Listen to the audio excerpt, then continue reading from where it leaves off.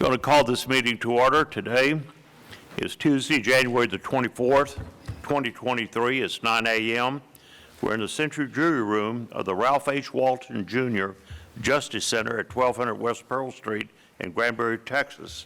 Today we're very honored to have with us Ms. Kim Irwin, the Executive Director of the Brazos Pregnancy Clinic, to do the invocation. Ms. Irwin. Would y'all pray with me, please? We thank you, Heavenly Lord God, King of the universe, for this day you've given us. We thank you for the nourishment of the rain that you've provided for us and for our welfare. We thank you, Lord God, for this country, for this state, for this county. We thank you, Father, for each and every single one of these commissioners and workers in the county, Lord God, that you have provided for them, that you have provided the governments. And help us to remember that, Lord God, to follow you in all of our ways. Help us to remember and honor what you have given us as a blessing and as a guidance. I pray for our county commissioners today, Lord God. I pray for everyone that comes through this building, Father God, that they honor you, that they remember what the privilege that it is that we have to have these freedoms. In Jesus' name I pray. Amen. Amen. Amen. I'm honored to ask you to join me in the Pledge of Allegiance to the United States of America. I pledge allegiance to the flag of the United States of America and to the republic for which it stands, one nation, under God, indivisible, with liberty and justice for all. And now the great state of Texas. Honor the Texas flag. I pledge allegiance to thee, Texas, one state, under God, one and indivisible.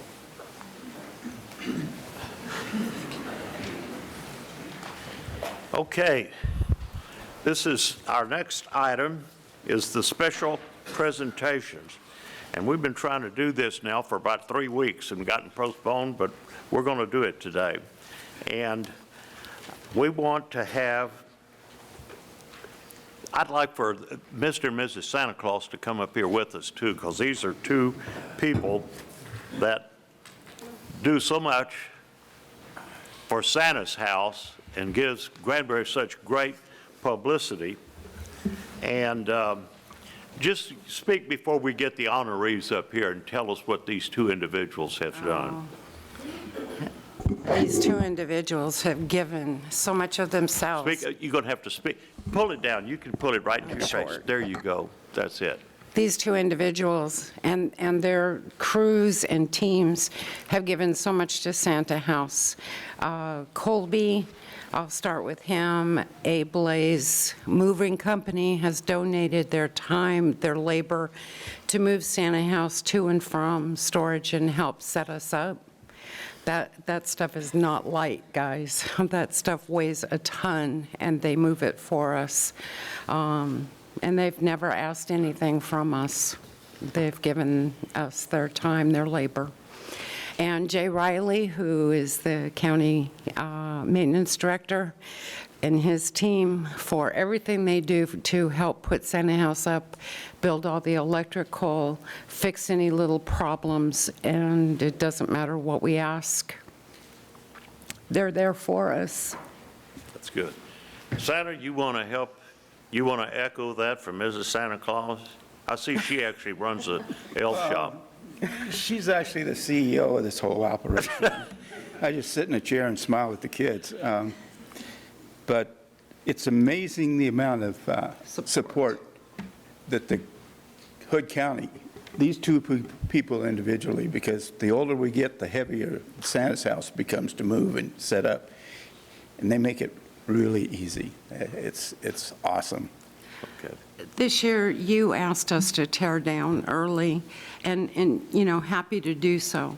But Colby and the moving company and Jay, they had to pop up and change the schedules and everything to do as we asked, and there was not a question. There was not a...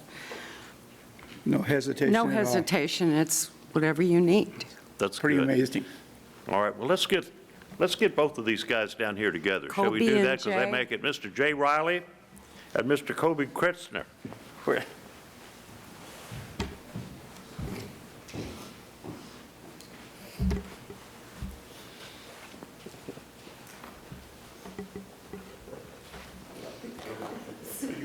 pictures.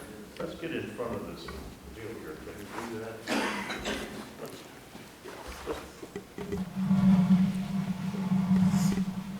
Okay, let's get in front. Over here. You get right here.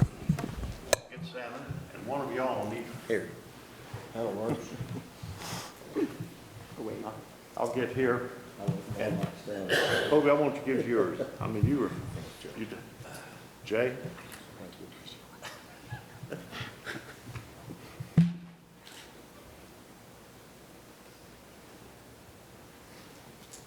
How many visitors, how many children came to see Santa's house this year? 4,980. 4,980 kids came here to Granbury, so that helps the economy and does a lot for these kids too.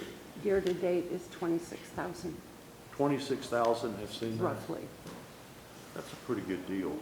So thank you both They for couldn't doing happen it. without Yeah, and this. this year, because of our swearing-in ceremony, you had to break everything down earlier than normal. But Kobe, you did it. Jay, you were down there too, so thank y'all both. Y'all do everything for the community. Thank you for what you do every year. Thank you, sir. Thank you. Keep up the good work. Thank you. Keep up the good work.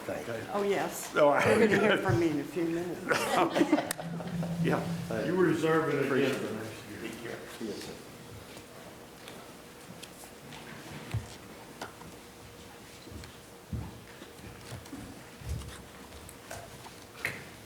Okay, the next item is to receive the presentation for the jail from the LEC, the Architectural Program and Estimates by AGCM and DRG Architects. Now, no action will be taken today, and we're not going to ask them any questions. They're just going to do the presentation, and then they're coming back in 2 weeks after we've had the opportunity to study it, and they will be back, so then we can ask questions. But today, they're just going to do the presentation. Okay, Ryan? All right, good morning, Judge. Good morning, Commissioners. For the record, Ryan Roseborough with AGCM Project Management. Just to give a brief reminder of who we are and what our role is for the new commissioner as well. We were brought on, retained by Hood County to assist as owner's representation, project management for potential projects to take place in the county. So what that means, we're not an architect. We're not a general contractor. We are strictly an owner's representative project manager. So we act in the county's best interest on your side of the table to investigate any potential projects or manage any potential projects that are upcoming. So that's what our role is, Commissioner. So with that, a brief reminder of where we are and just a little history of how we got here. So back in the past summer, AGCM was brought on board by Hood County to perform a facility assessment on the existing jail facility. There were several complaints, I think, that we had heard about with regards to the jail, the condition of the existing jail, with overpopulation, with some concerns about the systems and those sort of things. So we dispatched a team out here to Hood County that went in and did a facility assessment on that jail. And what we found was that, that Jay and his team were doing a fantastic job with what they got. But what they got was a mountain. The jail, when we really got in there, we released a facility condition assessment report that indicated a number of issues in there, big issues, everything from, as we talked about already, functionality issues, things like overpopulation for one, but things like the ceilings being too low that caused major concern for the sheriff and for the jail operators. So things like that functionality-wise needed to be corrected to make the jail more functional. And then a number of other things that were more facility condition-wise, such as plumbing, extensive plumbing issues underground. In fact, it was recommended that all that underground plumbing be replaced in its entirety, which is no small task. The humidity in the building was really through the roof. Everywhere you went in that building, there were humidity issues. So again, I think the building had some issues from the day it was constructed that have just continued to kind of grow and become worse and worse. So we brought forth to the commissioners a facility condition assessment on that jail that indicated all of these issues and the potential cost to replace or to repair the jail. So after analyzing the costs for repair, then we were then engaged by the county to proceed with what we call a programming exercise for a potential new jail facility. So with that, programming is kind of the act of formulating spaces and square footages for a facility. When you look at, like you're going to bake a cake, right? The first step in baking a cake is to put the recipe together. So programming is basically putting the recipe together for a building. How many spaces are you going to need? Who's going to be in those spaces? What are the square footages required? All of those sort of things.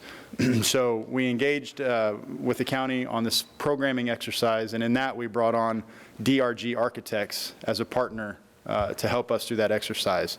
DRG Architects, Wayne Gondek and his team are here. They are a very trusted and respected jail architect within the state of Texas, extensive jail experience. I would say I'd put Wayne up against anybody in Texas when it comes to jail knowledge and experience. So we're very happy to have him on his team. So with that, I'll turn it over to Wayne. I'm going to let him walk you through the program. Again, this has been a very extensive exercise. We started on this in October. So it's been a series of meetings, a series of sit-downs with staff to go through the numbers and go through them again and again and again. And so here's where we are today. So Wayne is going to present to you and walk you through the program, and then I'll walk you through the estimate of costs associated with that program. And then we'll be glad to answer any questions. So, Wayne. Right there, we'll arrange you.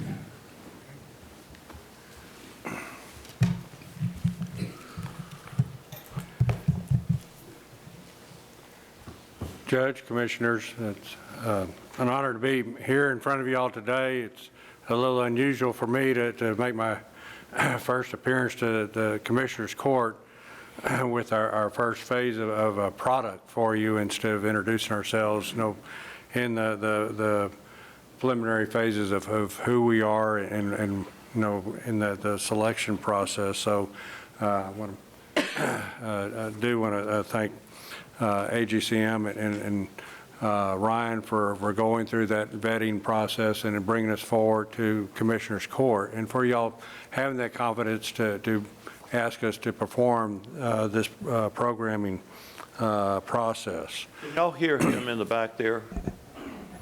Y'all can? Okay, go ahead. In this process, and I'll go ahead and get down to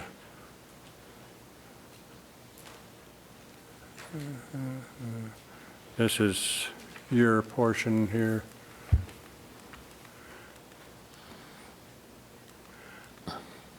Okay. I don't want to get into the estimate here.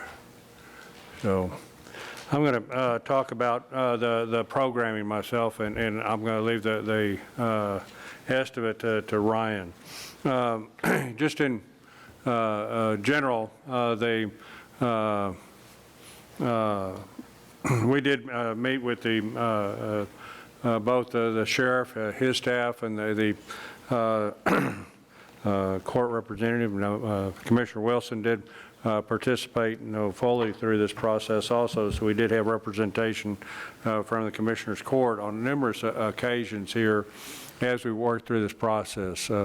We had several 4-hour sessions of sitting down and really talking through each of the scenarios of how we operate or potentially would operate the jail functions, from everything from the intake of the facility through the total processing of prisoners to finally putting them into the housing areas.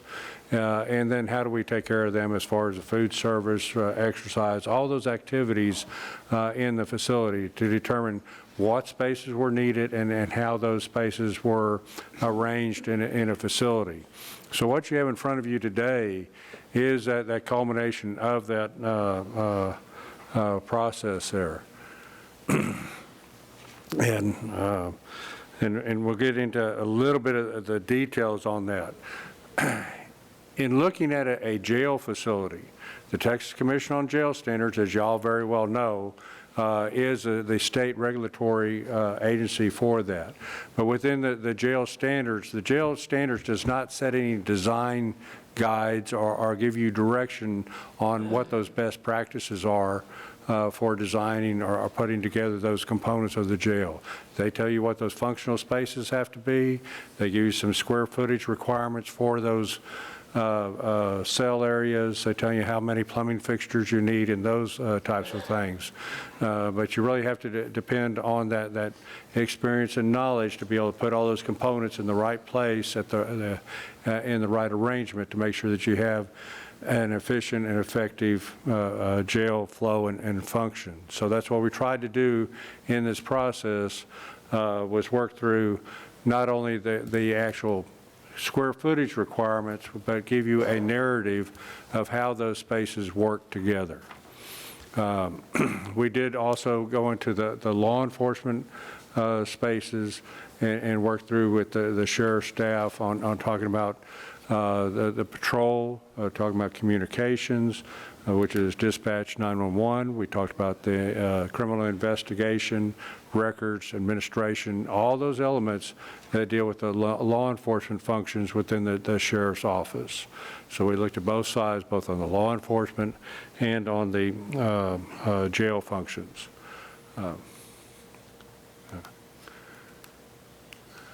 We put that together in a narrative form, went through each of those spaces, went through all the way through the jail, and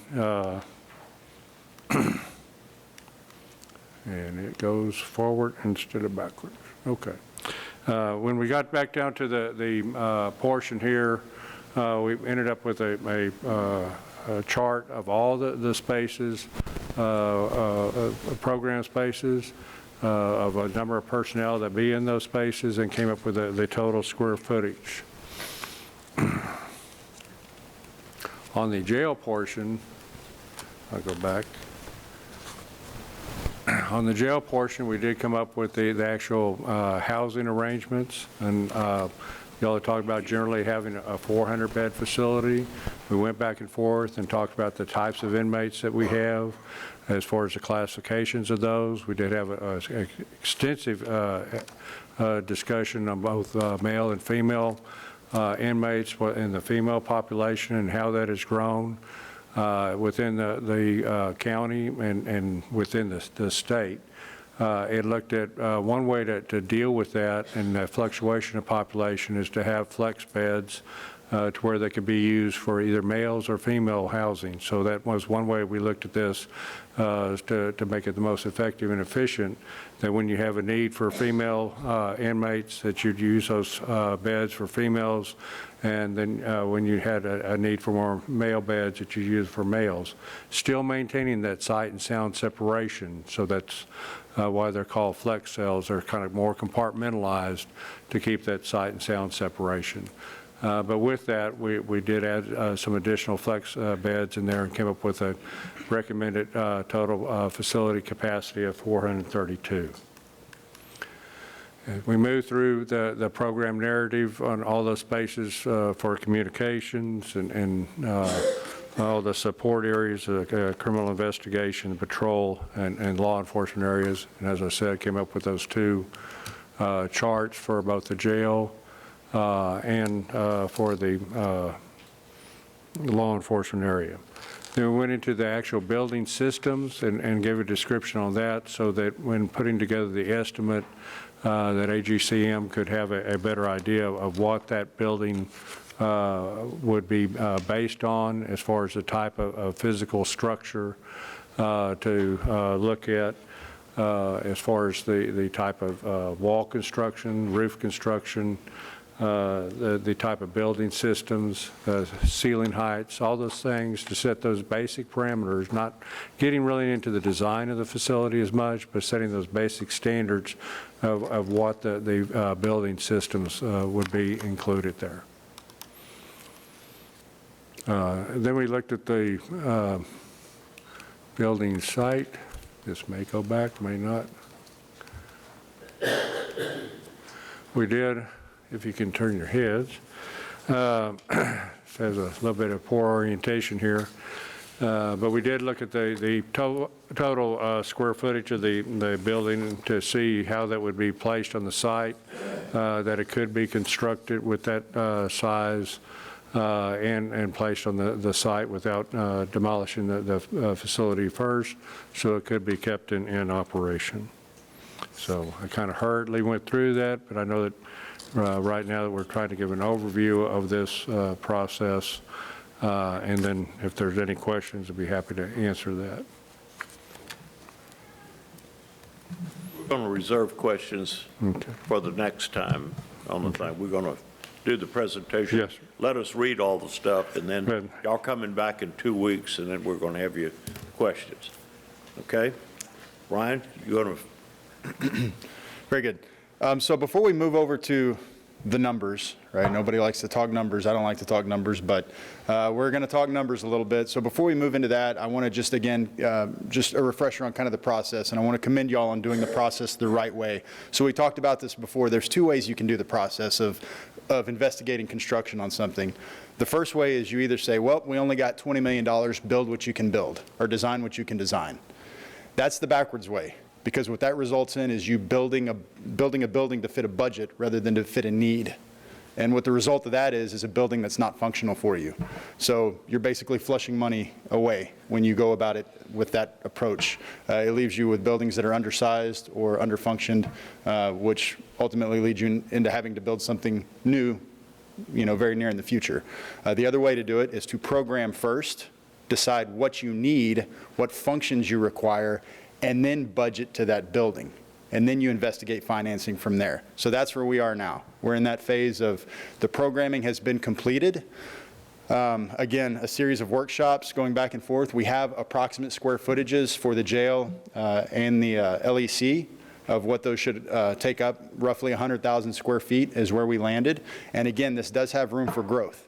I should mention that this is not just programmed for today. This is programmed for many years out in the future to allow growth, so that you don't find yourself in the position you're in now, which is with overpopulated and having to send inmates to all corners of the state, having to pay to send folks to all corners of the state because you can't house them. So there is growth within this program. So with that, we'll move over into the numbers a little bit. Again, I'm just going to hit the high points, but within that coffee book table that you have there, that nice reading material, there's plenty of stuff in there that you can look in and dive in a little bit deeper. I just really wanted to hit the high points for you. So we have a number of assumptions and exclusions within this estimate that we've put together. Again, this is all based on the programming that was done by DRG and the county's staff to come up with these numbers. So with that, we've come up with an approximate cost of construction for this new facility. We're running somewhere around $96 million is where we would see this if you were to budget for it today and say go. That would include the lead time you have in putting the design together by the architect, right? There's going to be a 8 to 12 month time frame with which you have to get design done. Then you've got to put the bid documents together, and then you've got to get it out to bid, right? So if you started today and said go, we would be looking at having this thing out to bid, sometime in Q2 or early 2024. And so with that, the first number you see there, that $96 million approximately, that is already including inflation and escalation out to that bid day. Okay, so that's a realistic number in today's dollars. If you said go, that would be the number that we feel like you would be wise to look at financing or budgeting. We also wanted to go ahead and escalate this out a couple of years further down the road, because again, if you decide to go this route, and we know you're going to have to investigate financing, and it may push things 6 months, a year, 2 years, or you may just say, you know what, we're not going to do anything now. We want to keep, duct tape and baling wire in the existing facility for another few years, which obviously has cost implications. So it has cost implications not just for maintenance on the existing building, but what we really wanted to show was that there is a cost associated with waiting right now. As you all are aware, the construction market is bananas. I mean, I've never seen anything like it. We have started to see escalation and inflation slow down a little bit on construction materials, but it's not going down. It's not going backwards. It's not going to go back to where it was.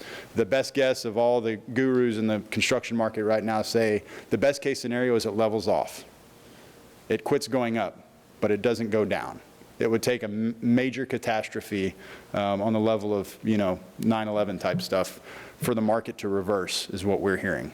So God forbid that any of that were to happen. We are planning for escalation out many years in advance. So with that, we wanted to show you the time value of money if you kick the can down the road further on this project. So you see how that number goes from 96 million to potentially 100 million, a little over 100 to 107 million if you push this out all the way to 2026.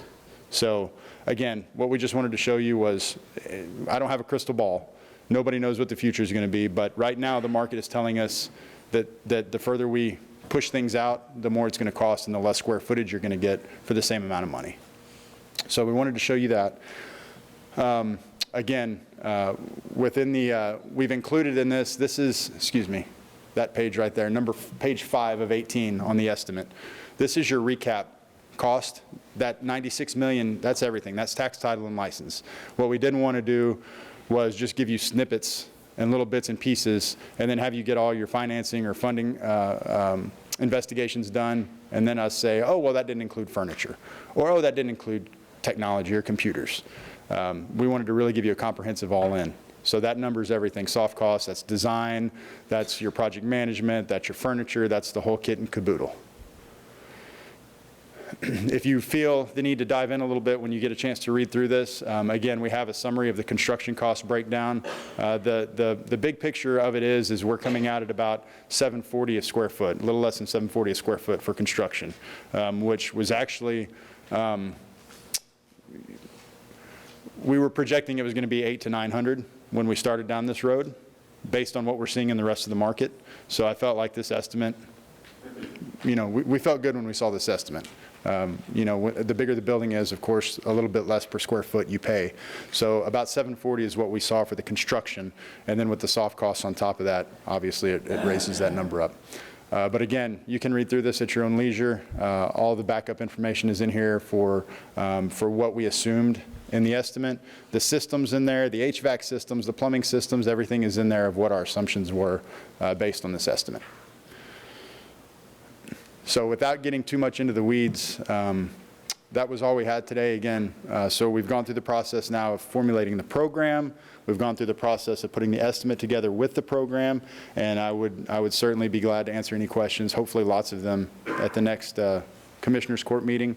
The next steps, just to look ahead a little bit, the next steps are, either the commissioners can say, hey, thanks, stand by, we're not going to do anything, and then the report sits on the shelf. It is a breathing, living document. So what I do want to encourage you is that everything will change. Everything will change week to week, month to month, year to year. So make sure that this document is refreshed. If you pull it back out in 2 or 3 years, it's going to have to be brought back up to current standards. So it is a living document. That's number one. But so the next steps would be potentially, again, either just table it and set it off to the side and bring it back later, or you could move forward with investigating financing options, which again, as your representative, we can help you with different financing options and bring you some options for consideration if you decide to go that route. And then if you decided to proceed, of course, you would go through the whole design process, which would take the programming to the next level of putting the jigsaw puzzle together. And actually, now you're going to start baking the cake. Instead of just getting the recipe list together, we start baking. So that's kind of where we are. And I know you don't want to take any questions today, I don't think, but I'm glad to answer anything if you have anything. We'll have a few questions for you in 2 weeks. Fantastic. I'm sure. I'm looking forward to it. Probably from the constituents out here too. Okay. But thank you for this. This is pretty well thought out process here. Thank you, gentlemen, for coming down here today. And we'll see y'all in 2 weeks also. Okay? Thank you. And if I may, just real quick, I also wanted to thank your staff. They've been extremely accommodating. This is a disruptive process because it's very in the weeds and it takes a lot of time. And your staff was fantastic working with us. So thank you all for your cooperation and help with all this massive effort. Appreciate you. Okay. Thank you all. Thank you very much. Okay.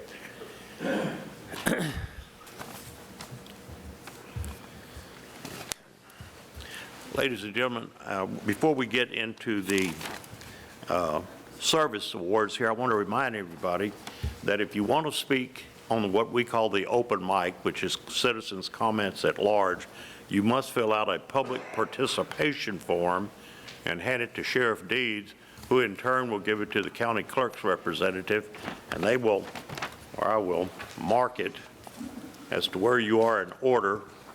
And so far,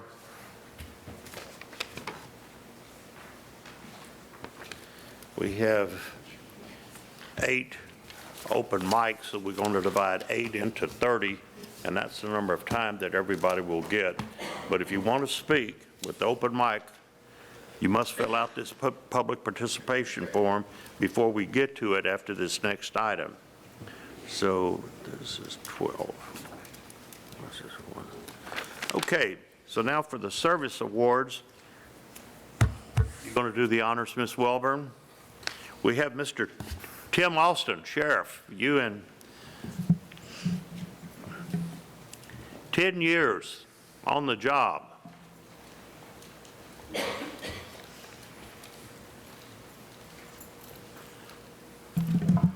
Tim has been with us for 10 years and been serving us down here at the Justice Center, so thank you for your service. Thanks, sir. Does a good job.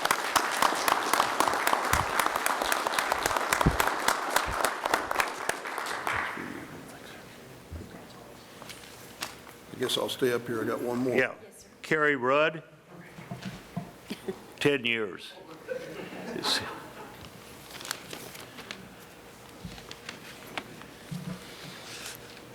Divide 8 into, what is 8 into? This guy's been with us 10 years, and he is one of the leaders in the jail back there, helping keep things running smooth. So thank you for your service. Thank you, sir.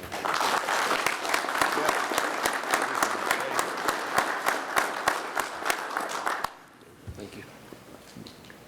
Okay, yeah. And then Justin Stovall, 10 years. Come down, so. He said he was going to come, and then this morning he changed his mind. Okay. You're working him too hard. I know, That's okay, all right.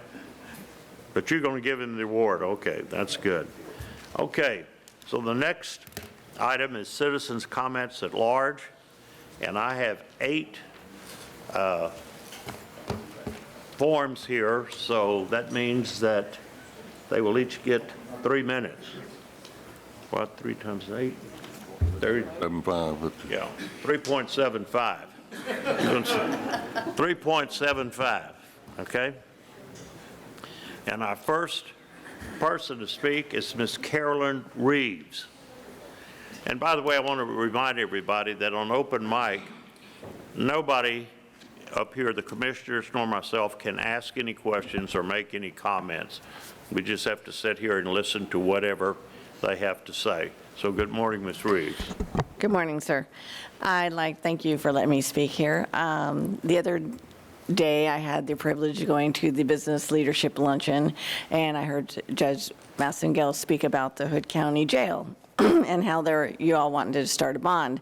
But I wanted you to maybe think outside the box and not just go to the property owners and say, hey, we want more money from you to build this jail. We have been squeezed the last few years by the assessor's office on home values, which my home value doubled in 2021, and then they wanted to double again in 2022, where I fought them and said, no, my house did not go up 4 times the appraised value. So we're all squeezed pretty hard, and the bond on the existing property owners might be a stress on them. So I thought maybe you might want to think about doing a property assessment on all new lots and add maybe $1,000 per lot toward the developer to pay toward the jail. They are bringing in more people to this county, and so maybe you can just figure out how to get the money from the new development instead of your voters. The other thing you might want to do is if it's a 2+ lot, maybe it's $2,000 to $5,000 per lot. This also slows down the growth of Granbury, Hood County, and it doesn't put a strain on our wells. You know, you got to start thinking maybe we need to go back to the developers to pay for all these new people coming into our county. Maybe 10+ acres, it goes back down to 1,000 because they're not assuming so much of the resources. The second proposal is that you look at sales taxes. So you want all the county property owners to pay all these for the Hood County Jail, but the city police department also pays, they put their inmates into the, or their suspects or whatever, into the jails that they arrest. They're using the county jail also.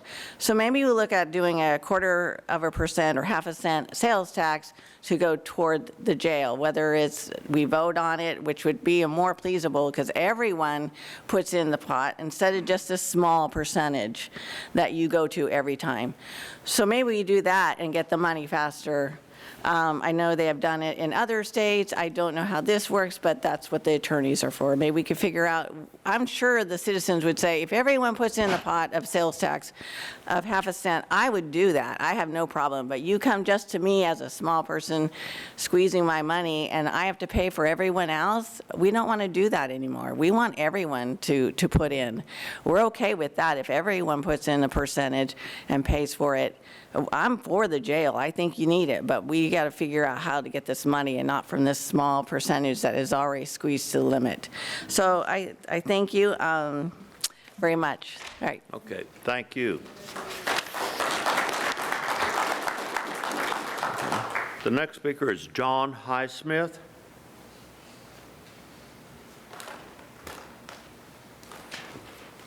John Highsmith.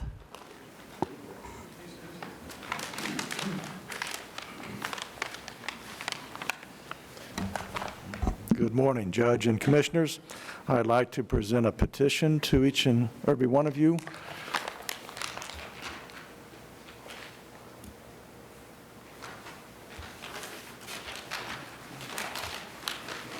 Thank you.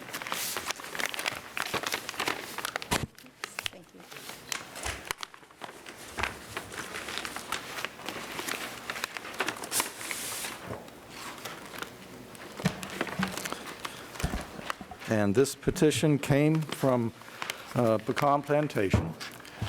It was collected there, and the total is 1,432. We have about 100 of that 1,420 or 32 came from outside of Pecan Plantation, and about 5 of those signatures are from Johnson County, but they do live in Pecan Plantation. And let me read this petition to you, if I could. The Save the Brazos Say No to Solar Facility petitions the Hood County Commissioners Court to vote no to Yellow Viking 2 LLC's request for a tax increment reinvestment zone and tax abatements. The risk of contamination to the Brazos River watershed, the destruction of wildlife habitat, the documented fire potential, the increased risk of flooding to Pecan Plantation homeowners, and the loss of home value to all surrounding Hood County communities makes this solar project untenable for Hood County. And I would like to talk a little bit about the effort it took for many volunteers to collect these signatures. These were collected going door to door and also by holding signing events. And why these volunteers expended their time and their effort to collect these signatures is because they feel this mega industrial solar facility is a mistake. And it should not be so close to a community and should not be located on the Brazos River. But I did want to point this out, that it just shows the commitment and the concern of residents of Pecan Plantation about this project.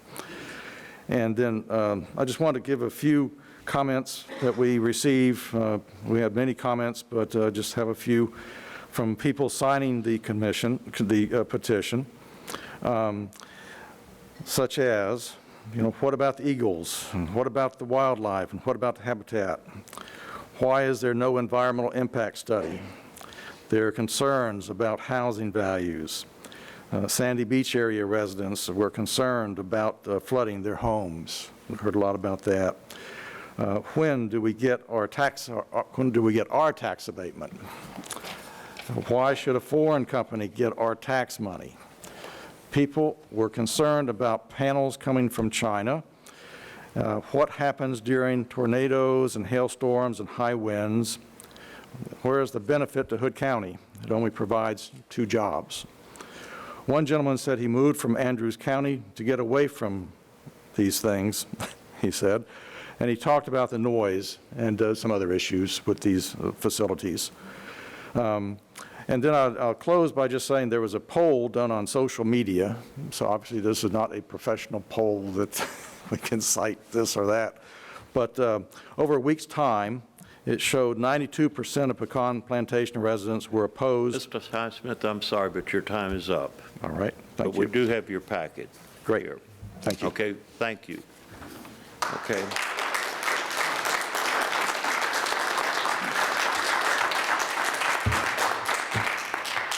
Next is Steve Biggers.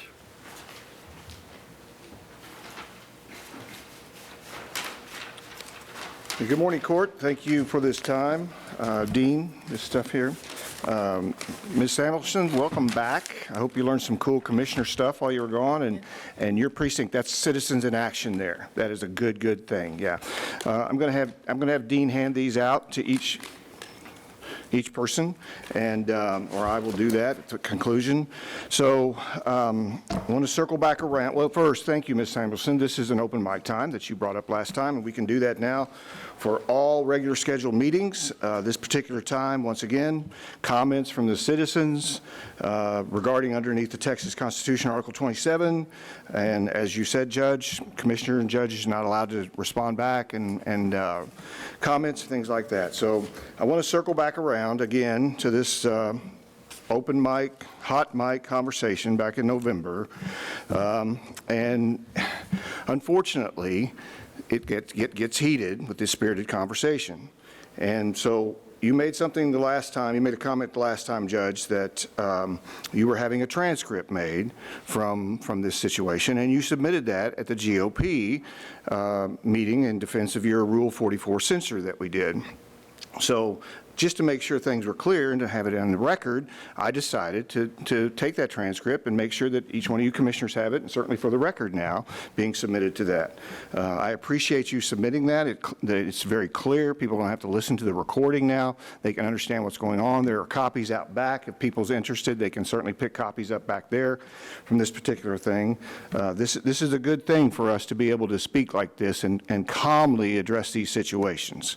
I'm going to leave one with each one of you, and that's going to be it for today. I appreciate it. The other thing that I'm going to leave with you, Judge, I don't know if you got the censor. I know you know the censor happened, but I want to make sure that it's in the record and that you get a copy of that too. Thanks for your time, gentlemen. I appreciate it. Okay. Next is Mr. Brad Yarborough.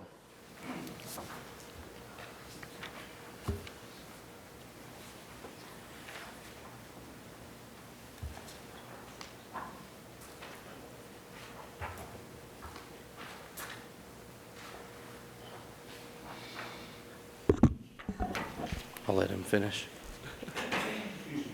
No, you're good. Yeah, I wanted to talk about the Republican leadership we have here in Granbury. He's been talking about this recording. I got a copy of the recording from the office, and I saw really nothing bad other than everybody saying we want to start a new Republican Party. I understand a lot of people do want to start a new one. We can't, but we definitely need new leadership. The leadership we have now is wanting to come into the court, play recordings, cause a scene. He's sent emails talking about one of his precincts making fun of their daughter having cancer, yelling and screaming at people at the polls. Stuff like that just can't go on here. It is definitely time for new leadership here in Granbury. We just need to get out there and educate the voters. Unfortunately, he's in charge of the Republican Party, so he can send out whatever mailers and everything they want to the voters, but it's time these people get exposed for who they really are. They're just lying hypocrites most of the time. Parking this church bus in front of people's political signs, things like that does not have a Republican I want leading Granbury. It makes us a laughing stock. And it's definitely not Christian-like to make fun of someone who has cancer on email to the whole group. I went to the Republican Party meeting They do a lot of great things, I think. They just wrong leadership. Some of the things they do, it saddens me. They censor everybody. Anybody that speaks against them, they want to censor. They did Abbott, you judge. I know they've done a couple other judges. It's just not something, it just makes us a laughing stock here in Granbury, and it is definitely time for new leadership. Thank you. Thank you. Okay, Barbara Kerr.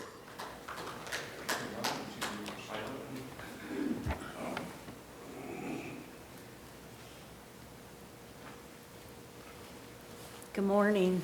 Thank you for having us. My name is Barbara Kerr. Yeah. My name is Barbara Kerr, and I live in Pecan. I've been a realtor for 39 years in the Dallas-Fort Worth area. If anyone is familiar, we have to abide by a strict code of ethics. And I personally protect free rights of property ownership. I'm here today to say we need to save the Brazos. I want to protect my property value, pecans, but also our important resource of water, land, and wildlife. I want to say that I am vehemently against this solar farm being located in the particular position it is. Examples of stopped projects in Texas are Hidalgo, Swisher, Fort Bend, Tom Green, Willacy, Potter, Wilbarger, Goliad, Haskell, Navarro, Leon, Eastland, Callahan, Webb, Refugio, Lamar, Brazos, Lamb, Bell, Waller, Ellis, Travis, Starr, Kennedy, Baylor, Upton, Lavaca, Lennon, Brazorio, and the list goes on. Our current, our main concern is conservation of our water, our land, and chemical poisoning, quite frankly. Other options should be considered. Roofs, parking lots on big box retail stores, land next to interstate highways and airports, the tops of landfills. Let's be proactive on that.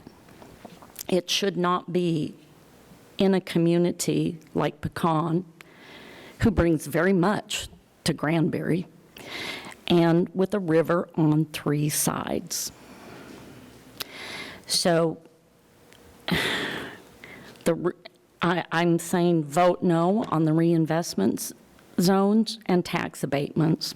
I say no to the solar farm in that location because of our water and our land and our people. And why aren't there environmental impact studies required? I don't understand that. Selling real estate, I don't understand why that EPA is not involved. These are all red flags that the projects have negative impacts on our community and rural areas. So please say no to Yellow Viking and any other solar company that asks for a tax reinvestment zone or tax abatement in Hood County. Thank you. Thank you.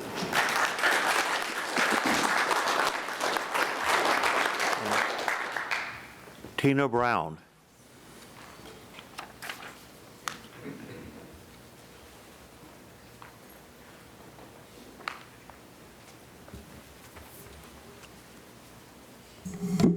Good morning. I'd like to thank this new court for the opportunity to speak today.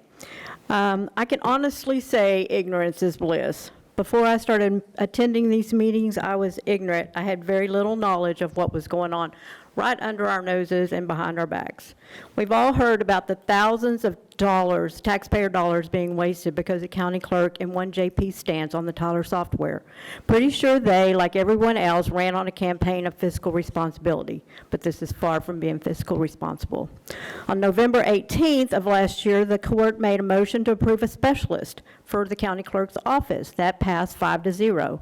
I have discovered that that position has been filled after 2 people applied and 1 was interviewed. It was filled by somebody already working in that office. My question, and I know you can't answer, but I want you to think about it, if there was already a qualified person in this office, why was this position even created? Does this make sense to you? Does it make sense to anyone? She didn't hire a new employee. She promoted a person who already worked in her office. If she had someone in her office who was qualified to do this job, why didn't she just do the job like every other county office did? Why is the county paying this employee extra dollars to do the job she was already qualified to do? I don't think that was the intention of the motion or this court, but I could be wrong. I would think that every county employee who did this job in their office is now entitled to a $15,000 bonus for doing a job they were qualified to do already. So I would like to see one of you put that on the next agenda. My next question is, why did you approve it in the consent agenda on November 22nd with no discussion?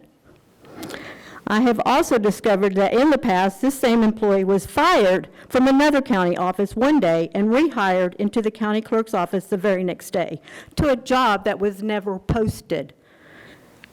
It is county policy that you can't reapply for a job within the county for 90 days after being separated, but it seems that elected officials are not bound by this. They are able to hire people who can't apply per county policy to jobs that aren't even posted. Shouldn't our elected officials be setting a better example to the rest of the county employees? I think they should. Recently, there was a letter to the editor at Hood County News speaking about how not one single Republican office holder or any party leader has condemned or even mentioned, quote, the dereliction of duty by the county clerk. And he was right. None of you are speaking out, and you should. This county is in trouble. Our elected officials aren't doing their job. They're coming up here being disrespectful to the court. These differences we have are not about Republican or Democrat, not about conservative or liberal, not about Christian or not Christian. It's about power, it's about greed, it's about control. Every other day I tell myself that I'm done. I'm done coming to these meetings, I'm just done. But then I always come back to the thought that what happens if people like me stop showing up and stop speaking out? Ignorance is bliss until you open your eyes. Thank you.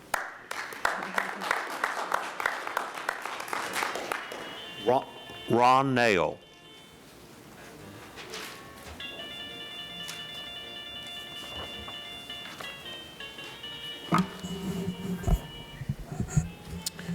Well, good morning. Good to see y'all again. And of course, I'm speaking for Save the Brazos. And I wanted to bring to your attention some of the stuff that we've been doing in the background. Start all over, and there you go. I wanted to bring some of the attention to what we've been doing in the background on trying to save the Brazos and against the solar panels. On December the 12th, we called U.S. Fish and Wildlife concerning the Golden and Bald Eagle Act to know what we could do to save them and how the solar panels would harm them.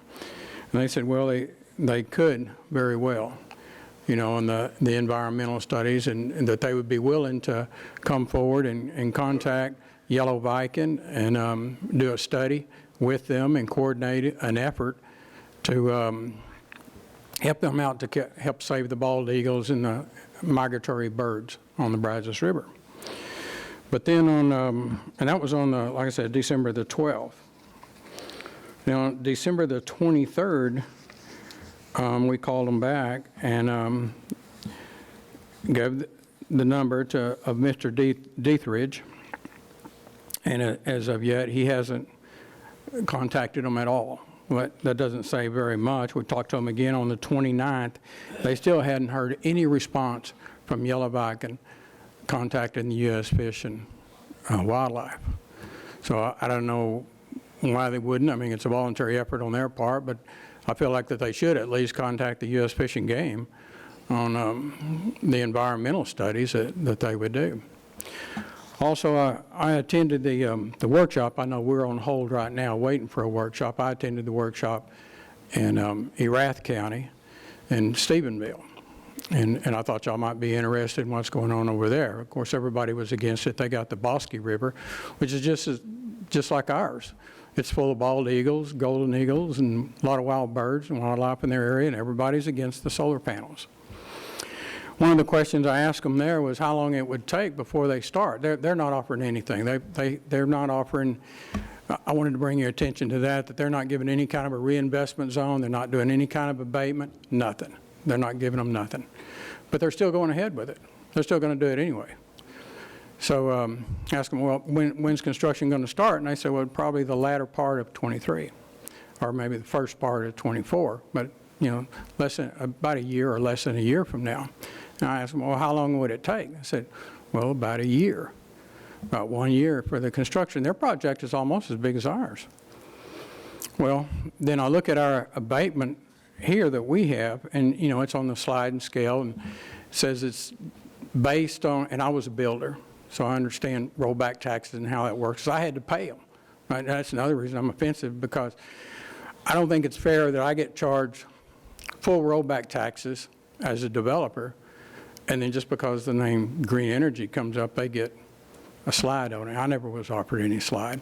Most of mine were built in Collin County.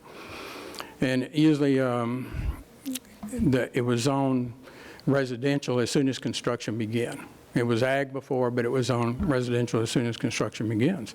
Well, if it starts on the basis of the property, if you do a reinvestment zone, that's based on the value of the property as a cattle ranch, as ag.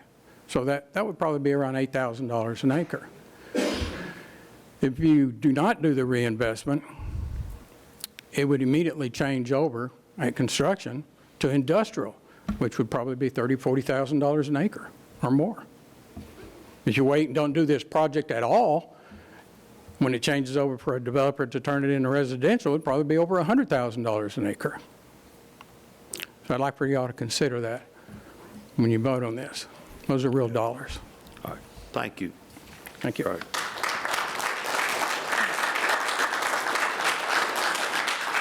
Dr. Harold Granick.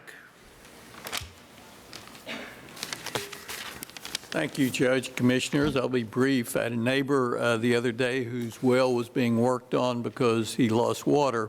The well man suggested that part of the problem he was having was iron and such, and that because of stresses on the aquifer. Recently, we recommended, we had a previous recommendation for the Water Board of one candidate who had proposed a limit of wells to 5 acres. The newer recommendation, I think, is more with the idea of 2 acres to a well. That will, in the future, add additional stress to our aquifer. I think we need to consider as a public what our opinion is, independent of those recommendations of 2 qualified men. Thank you. Okay, thank you. All right. That concludes that portion, and now we move to the consent agenda. Does any commissioner wish to pull any item or object to anything on the consent agenda?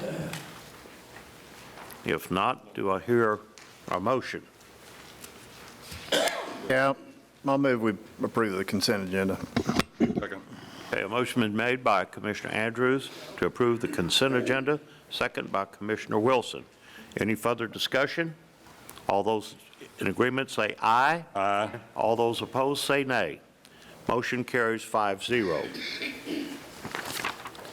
Okay, that brings us down to the road ops, Mr. Don Lenny, and you tell me we have none today. And then Clint Head, no development items. All right, so now we're up at financial, Ms. Becky Kidd. Good morning, Judge, Commissioners. For today's court, your expenditures total $813,798.63. The auditor's office has reviewed all these invoices and recommends payment. You've also been given a list of payments over $10,000, and are there any questions on anything we've done? Anybody have any questions or comments? If not, do I hear a motion? Yeah, I make a motion that we pay the bills, $813,798.63. Motion been made by Commissioner Eagle to pay the bills in the amount of $813,798.63, second by Commissioner Wilson. Any further discussion? All those in agreement say aye. Aye. All opposed, nay. Motion carries 5-0. Okay, next. You've all received copies of the monthly reports that we have received and reviewed. We just ask that you accept these monthly reports as presented. Okay. Have any discussion about the financial reports? Okay, if not, do I hear a motion? Yeah, I'll make a motion, we accept the financial reports as presented by the auditor. A motion been made by Commissioner Eagle to accept the financial reports as submitted by the auditor, Ms. Becky Kidd. Second by Commissioner Andrews. Any further discussion? All those in favor say aye. Aye. All opposed say nay. Motion carries 5-0. What else do you have for us, Ms. Kidd? The other item is I would like to move the cutoff time from 4:30 on Tuesday prior to Commissioners Court the following Tuesday to noon on Tuesday. We are getting an inordinate amount of paperwork that afternoon. We're growing. It's going to happen. We need a little more time to process everything and do our checks and balances. So I would ask that you would please change the cutoff time to noon on Tuesday prior to the following Commissioners Court. And that's just for all payable documents, correct? Yes, sir. Okay, so everything else would remain the same for all the departments, Yes, we will right? send out a new information sheet. I have copies ready if this is approved. It's just moving it from 4:30 to noon. Okay, We need a little more time. okay. Anybody have any questions or comments? Do I hear a motion? Cutoff time for all payable documents to be sent to the audit department to noon on Tuesday prior to the next Tuesday's Commissioners Court. Second. Got a tie for second. All right. Motion is made by Commissioner Samuelson to change the cutoff time for all payable documents sent to the audit departments to noon on Tuesday prior to the next Tuesday's Commissioners Court, second by both Commissioner Wilson and Commissioner Andrews. Any further discussion? All those in favor say aye. Aye. All opposed say nay. Motion carries 5-0. Thank you, Ms. Kidd. Thank you. Okay, that brings us to the miscellaneous portion of our agenda. And the first one is, number one, discuss and take appropriate action to approve the use of the historic courthouse gazebo for the Santa House starting on November the 18th, 2023, until takedown on the normal time on January the 6th, 2024. We've already heard from Arliss and Mr. calls here about how many children and visitors have made it to Santa's house. And they will cooperate with us anyway, and I tell you, with Colby and Jay Riley here, it works very smoothly, and all the other volunteers here. So this is something. Would you like to say something? I would just like to say that I have a couple of my Well, come on up and speak at the mic here.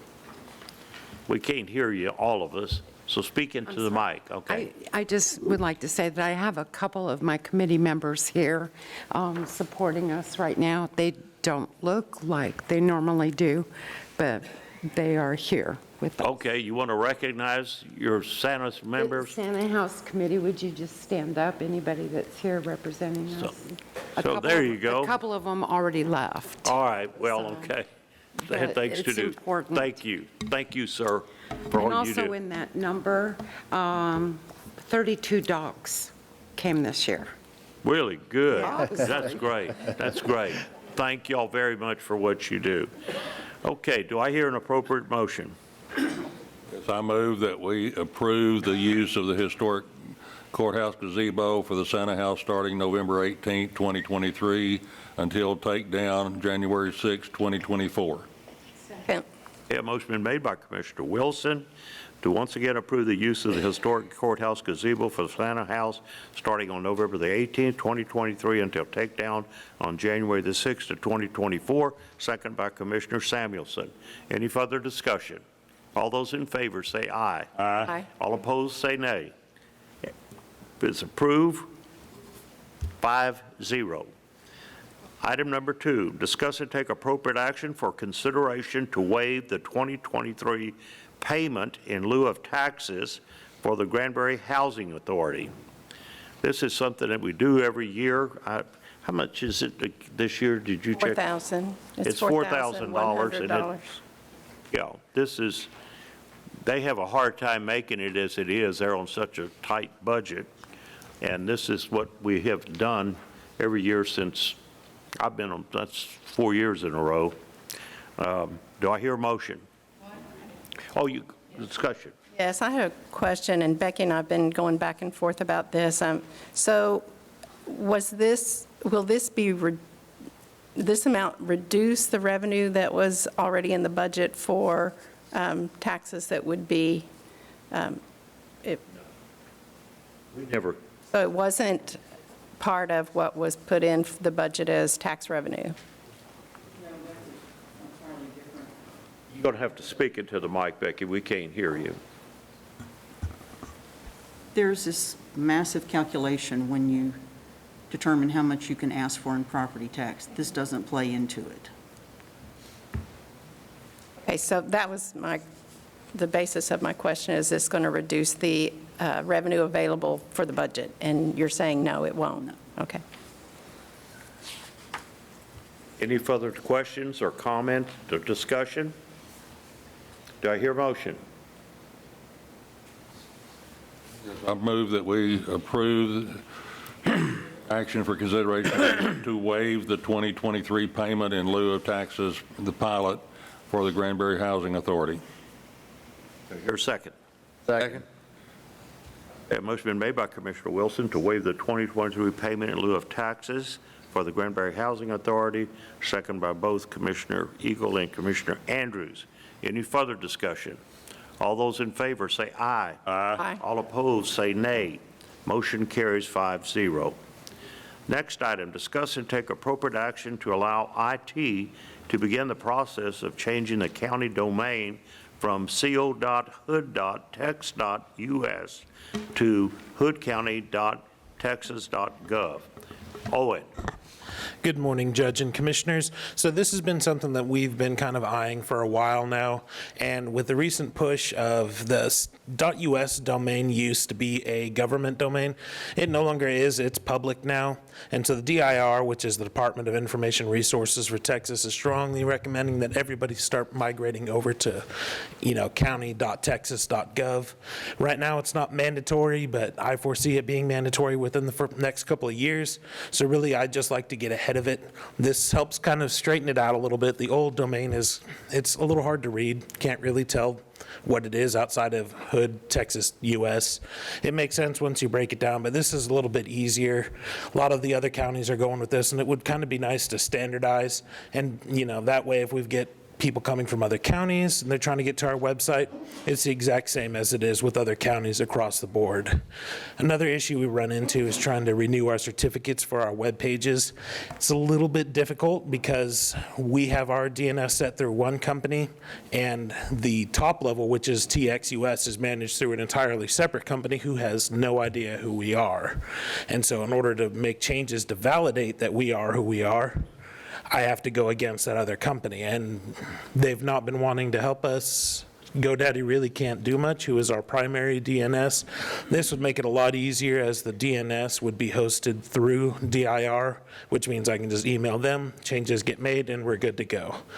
So I know a lot of people have been kind of scared that this is a big move, but luckily, thanks to redirects and forwards, we could pretty much continue operating that our domain is co.hood.tx.us, but everything would continue to properly get to people's inboxes for email. Web page would forward to our new web page with that new domain. So there should really be no hiccups or confusion along those lines. Good. And we could still use our cards and our stationery. Yeah. With the old. Yeah, all of that will still work. We could be 20 years down the road now, and somebody could still be sending to that old email. And I know some of that can be a problem because some people are on some groups that maybe they can't really get a hold of somebody to change, so they're on a distribution list. This way, people don't miss out on emails from stuff that they forgot to update, anything like that. Okay. Any further comments or questions? Owen and I have exchanged quite a few emails about this, so he's answered all the questions that I've had, and he mainly it was the redirect and the email forward to make sure that the county and the county employees didn't incur expense or just time changing things that wouldn't work anymore. But he's answered all those questions. Thank you. Of course. Okay. Do I hear a motion? What's the cost on this? So outside of, the cost of replacing anything that's got that old on there, which technically we don't really have to, there is no cost outside of $10 a month for DIR to host our DNS. Otherwise, domain is free of charge. Can you just tell everyone what DNS stands for? So DNS means Dynamic Name Service, and essentially it's kind of like the old switchboard that you used to have when you pick up the phone.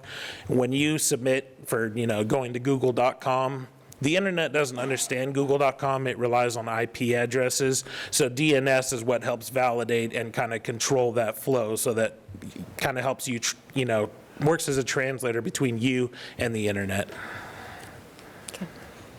Clear. Okay.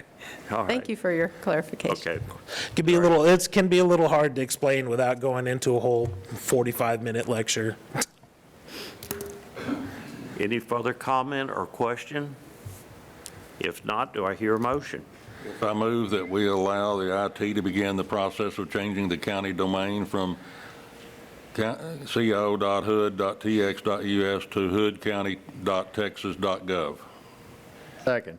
Okay. Motion has been made by Commissioner Wilson to allow IT to begin the process of changing the county domain from co.hood.tex.us to hoodcounty.texas.gov, second by Commissioner Andrews. Any further discussion? All those in favor say aye. Aye. All opposed say nay. Motion carries 5-0. Thank you, Mr. Owen Okra. Thank you all very much. Thank you. Okay, item number 4, discuss and take appropriate action to allow a portrait of the Honorable Ralph H. Walton Jr. to be hung in the lobby of the Ralph H. Walton Jr. Justice Center. I put this on the docket because I was asked to by the Walton family, and I also want to add that the Walton family will pay the cost of having James Stewart, who's a very famous portrait painter who has a painting hanging in Judge and Roger Williamson's, Congressman Roger Williams' office. He's an excellent portrait painter, and I think that this is something that should be done. And I think that since the Justice Center is named for him, that we should allow the portrait to be hung in the lobby. And this morning, after juvenile board here, I was talking with Judge Buffkin, and he says these walls are kind of clear. And I said, every courthouse I've ever been in my life does have portraits of former judges. And I told him, I looked at him, I said, and of current judges. He said he liked that. So I think that we should talk maybe about getting some photographs of maybe Judge Buffkin to be hung here in the courthouse itself. But this motion here is just restricted right now for a portrait painting of Judge Walton to be hung in the, I guess, the lobby here or wherever that somebody appropriate says it needs to be hung. And I make that motion. Second.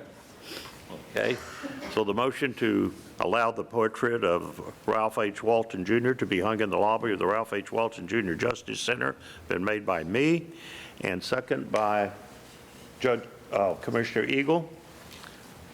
Any further discussion? All those in favor, say aye. Aye. All opposed, say nay. Unanimous decision. Thank you all very much, all right? Sure Judge Walton and Patsy will appreciate that. Okay, item number 5, discuss and consider for approval the use of the historic courthouse courtroom for a Texas Independence Day presentation to the public by the Sons of the Republic of Texas, Davy Crockett chapter on Saturday, February the 25th, 2023, from 10 a.m. to 1 p.m., and the rehearsals on February the 2nd and February the 17th from 6 p.m. to 8 p.m. And I have two distinguished gentlemen from this organization here, Mr. Ron Sutton and Mr. Phil Harris. Sirs. Judge, did you say extinguished or discouraged? Oh, okay. Okay, Distinguished. We wanted to be sure. Yeah. Thank you for allowing us to be here today, Judge and Commissioners. This is the 4th time we've been before you to ask for permission to use county property for a great Texas Independence celebration. Phil Harris is Vice President of the Davy Crockett chapter, and he's also chairman of this year's event. And I'll let Phil take over the mic and answer any questions. And he's so humble. He's the president of the Sons of the Republic of Texas, Mr. Ron Sutton. But they work well together, I'll tell you. We do. Good morning. Yes, sir, So Mr. very, Harris. very briefly, we've had this be the 4th time we've had between 50 and 70 people attend our presentation, and we're going to get better this year, do more, because we have a venue that I think is outstanding. People come on the weekend, they never get to come in the courthouse. It's always locked up tight, so maybe that's a good draw. We're certainly going to advertise the fool out of it. From another perspective, we're going to have a flag display out on the front courthouse steps with about 8 to 12 Texas Republic flags. So I have a collection of flags from various battles, San Jacinto, Alamo, and that we display out there. We also will have a 6-minute presentation, a video presentation of the main battle time of the 6 months of Texas liberation of independence from Mexico. And then we'll have a display of some of the weaponry that was used by the Texians against the Mexicans for their independence. Good. Well, it's certainly, if it's Texans all the way, and everybody that comes in, even from California when they come here, they're glad that they've been here. There are no such thing as ex-Texans, by the way. There's ex-wives, but there's ex-husbands, but there's no ex-Texans. Am I right? That's right. Judge, I'd like to add that we have members of the Davy Crockett chapter coming in from Colorado and Missouri to participate in this year's activities. And I'd like to make sure that everyone in the audience today knows that the public is welcome. We'd love for everyone that's here this morning to come and attend. Bring your children and grandchildren. It is a great way to learn about Texas history. I agree to that. Good. Thank you. Is there any further comment or discussion? Any of the commissioners have any questions? If not, okay. Do I hear a motion to allow the use of the historic courthouse for this distinguished organization? I'll make the motion to approve the use of the historic courthouse courtroom for the Texas Independence Day presentation to the public by the Sons of the Republic of Texas, David Crockett chapter on Saturday, February 25th, 2023, from 10 a.m. to 1 p.m., and the rehearsals on February 2nd and February 17th from 6 p.m. to 8 p.m. Second. Okay, a motion been made by Commissioner Samuelson to approve the use of the historic courthouse for the use of the presentation and for the rehearsals, just as stated, and second by Commissioner Wilson, and third by County Judge Massengill, of which I am a member of this distinguished organization here. So with that, all those in favor say aye. Aye. All opposed say nay. The ayes have it, 5-0. Thank you very much. Y'all have a great day. Thank you. Okay, item number 6, discuss and take appropriate action to have the county judge sign the purchase and service agreements for Mitel phone system between Hood County and Mitel for $270,038.86 to be paid out upon 55. Yes, sir. Good morning. Mr. Drew Whitaker. We're back again. So, of course, we are before you to give some background to everyone in the audience and whatnot. Back in November last year, we went out, asked 3 vendors to give us some pricing on what it would take to upgrade and improve our antiquated phone system that we currently use. At the time, we looked at leasing options only because the previous contracts with Mitel was a lease. For the past 20 years, we were leasing through Mitel. So, of course, at that time, we tabled it, went back to those vendors and got a purchasing, what would it cost to actually purchase the equipment to eliminate the monthly costs that we currently are paying right now. Of course, 2 vendors came back. One was Mitel, one was Beamer IT. So we had those 2 vendors to look at. Of course, looking at the contracts, or both contracts, one from Beamer and one from Mitel, Mitel is our recommendation due to it being a lot cheaper, and the support package, the guaranteed support for 365, support 24/7, 365 if we have any issues with our current Mitel option. And of course, that is what is in front of the Commissioner's Court today. Now, of course, if you do not like these options or this option, we can go out and look. We could do a bidding process, et cetera. But I just wanted to bring before you what we think we should move forward with. Any questions or comments? Yeah, yeah, I do. I have a couple. So I know, you said you reached out to some vendors, but it did not go through the competitive bidding process, correct? No, it did not. So, however, Mitel is already competitively bidded, and that was confirmed through our purchasing director. So I'm inclined to say that we put it out for a competitive bid and do it without going to the buy board. Is it buy board?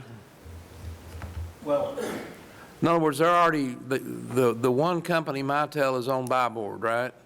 They're on a cooperative called Sourcewell. And the other there's company, a number of cooperatives out there. The other company you reached out is not, correct? Correct. So we could not, you told me yesterday that if we had both contracts to look at, which I'd like to see both of them, we couldn't award the other contract anyway because they're not, we didn't competitively bid this according to the local government code. Correct. Correct. Of the 2, yeah, Mitel is the only one that was competitively bid. But from what he looked at, they're definitely the most cost-effective. If if you wanted to explore deeper, what I would recommend, rather than us bidding it out, which is going to take quite a few months, phone systems, there's a wide variety of options. What we would have to do is basically take the options out there, put them in a narrow box and say, okay, everyone give us a quote on this, and you're left with the lowest number to approve or deny. If you really wanted to look at all the options, I would recommend pulling different companies off of Texas approved contracts, the Texas DIR, or other cooperatives, get proposals, have a workshop, and then y'all could choose from one of those, each of which would be a legal purchase because they would all have been competitively bid. The problem with this, again, it wouldn't take as long as us doing a bid, but it would take a bit of time. And honestly, I think that from Drew's research, I think we'd probably end up in the same place we are with Mitel, just because you're replacing, the brains of the project. You're not replacing every handset, headset that we have around the county. But those are options that could be done if we wish to do that. Telephones that we're using right now that's in my office, I would continue using that telephone? Yes. Yes, sir. How much is a new phone? I'd like to, We would have to go out That for is- that kind of pricing. We're having a lot of issues right now. Again, the phone system that we currently use is like 10 years old right now. And so we have a lot of issues. I don't know if the court, I know there has been other departments that have reported certain issues like picking up the phone, trying to make a call, and then you can't hear the other person on the other side. Stuff like that. Again, the back end needs to be replaced. That is a lot of the issues that we are currently experiencing. So basically, basically what you're saying is we're having issues with the Mitel phones. Because they're 10 And years we want old. to go back to Mitel. We're having issues because it's 10 years old. yeah, And it needs to be refreshed, just like any other system that we'd have.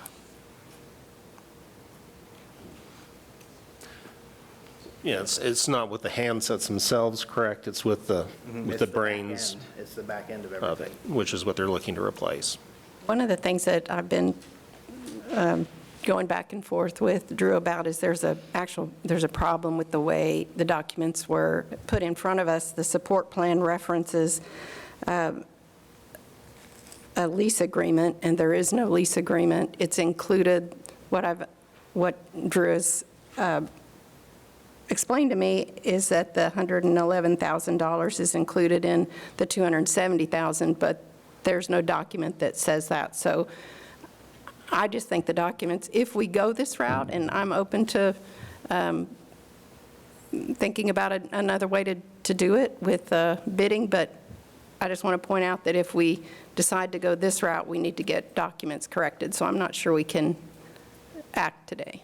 Absolutely, and like I responded to your email this morning, again, it was explained to us that this package was both a leasing package and a purchase package. That way, so the documents, of course, reference both. However, I did reach out to the vendor and said, hey, if we do look to purchase this, we need documentation that reflect that without the leasing wording in there. Could we get that refreshed? And of course, that individual is out on PTO, but they will get that processed if that is the option we want to go.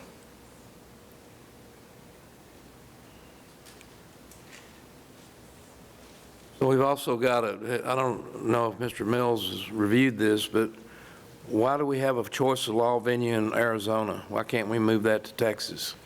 I will do whatever the court wants me to do. If we're going to look at this one. Just another question. I will do it, again, I will do whatever the court wants me to do. Again, we've used Mitel for 20 years, and the support package, if the parent company is in Arizona, I mean, again, they are guaranteeing 2 hours on site. That is from Mitel. So I don't think it takes 2 hours to get here from Arizona. So they must have other avenues for support. Mr. Mills, do you have any question about the contract itself?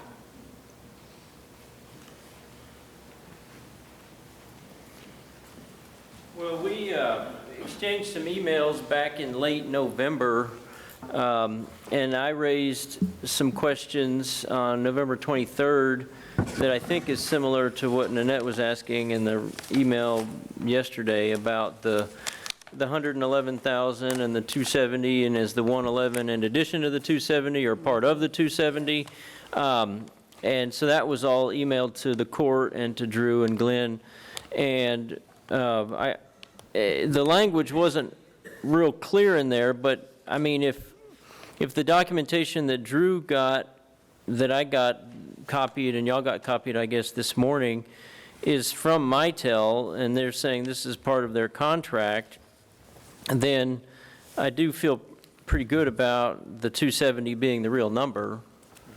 I don't know if that answers your question, but I mean, we went through this in November, basically, and compared to the two, it looked like Mitel was the clear winner, but I mean, if you want to put it out for more bids, then that's your call. I don't know, our timetable, if we put it out and lose that time, I mean, are we losing anything? Or is the bid going to go up? Are we going to have damaged equipment? I mean, those are the questions I would ask.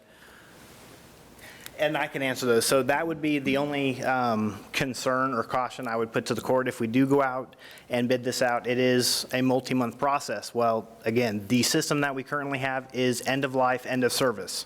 So we lose anything, we are down. And there is no magic I can work that will be able to bring back a phone system if we lose parts for it. Because right now, Mitel does not support it. It is that old. That's a heck of a gamble right there. How long have we known about this? I mean, I'm kind of feel like we're being put in a corner of, we need to bypass the bid process because our foresight wasn't real good. So we found out about this through Mitel. This whole process to get quotes from Mitel, this actually started the beginning of last year to try to go through this. And again, we just now got everything at the end of the year.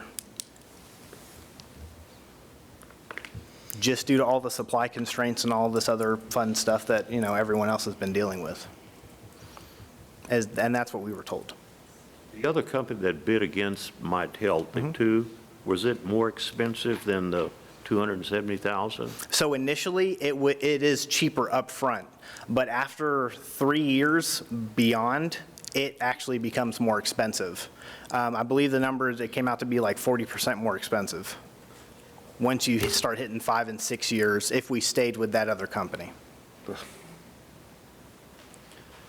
Well, I don't think that the whole county can afford to lose our telephone system here.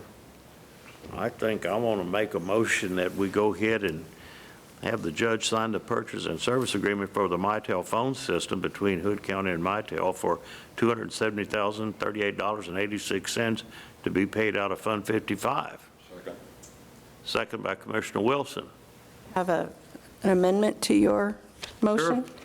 I'd like to amend that the documents we receive a document from the vendor that corrects the support plan and then also changes the governing state of law to Texas. Okay. Is that doable? I will reach back out to them and let them know. Okay. I add that to my motion with those two amendments. Second. And then Commissioner Wilson continues his second. Any further discussion or comments? I just want to add this to it before we take the vote. Time and time again, I feel like we're up here and we get something that's brought into us at the last minute and we got to do it right now. And the company, and you're telling us that Mitel didn't get the stuff to you till the end of the year nearly. And now we're sitting here being told that if we don't do something right now, the world's going to end. And somehow we've got to get control of this. I don't know how it's going to happen, but that's my comment for this is I feel like we get a gun to our head on a lot of these votes, and I hope we can do something better this year about that. Well, I don't like it either, but it started last year. It's been going on now for a year. We've been doing this. And then when we put it out for competitive bids, we only have one that even responds to it. So I don't know if it's just the state of the economy right now where we don't have enough vendors or they're not getting the product or the materials or whatever, but I don't think that we need to, I'm not blaming IT about it because they did start over a year ago. And, but it is what it is, and that's what we're faced with right now. And under all the circumstances, I just think that it's best that we have a system in place in case something goes wrong, because if it fails now, we're just without anything. So That's correct. Well, just one correction. We did not put it out for competitive bid, just to correct the record. How did that other bid come along? How'd we get that? I was just reaching out to vendors to see if anyone would reply. And again, I reached out to 3 of them, and the third vendor didn't even respond. And so again, I just got the 2. Is there any question that we are not in compliance with the competitive bid process? Since it No. wasn't put out? Mitel is on a co-op, which is already, I believe from what Mr. Tillman was saying, is competitively bid already. Yes, they're on a Sourcewell cooperative contract that was competitively bid. And through that, we're receiving a 40% discount on the hardware, most of the items on the contract. And the equipment that we currently have, it's the end of service, end of life or whatever, so. Yes. What's lacking is the escalation process that, you wait 2-3 months, you need to let someone know. Well, again, it was brought up last November. That was the thing about tabling it, was that, okay, we can table it, but just letting you know, this is the state of our equipment right now.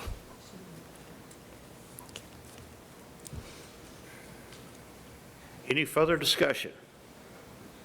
If not, we got a motion and a second. All those in favor, say aye. Aye. All opposed, say nay. Nay. Motion carries 4-1. Thank you. Okay.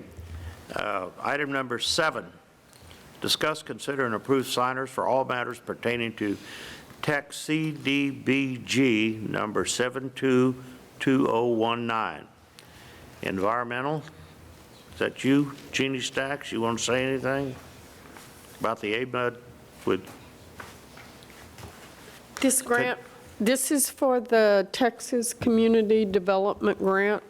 We've had a change of, one commissioner that was on the signature card, and we have had a staff change that also needed to be addressed. I believe this is just 2 people that are no longer with the county, and we're changing them over. Hopefully this grant should be through, I believe, at the end of 2023.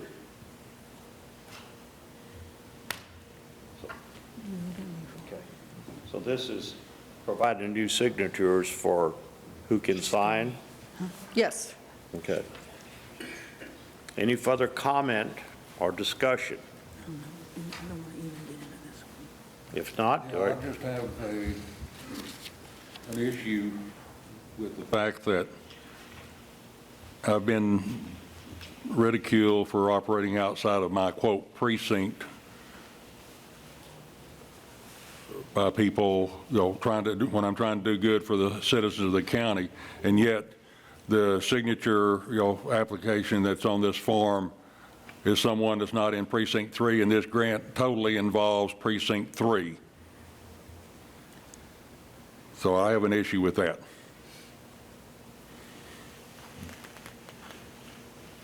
okay.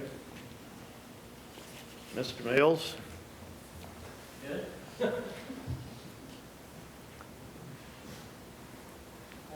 What's the On question? the question is on this grant application here.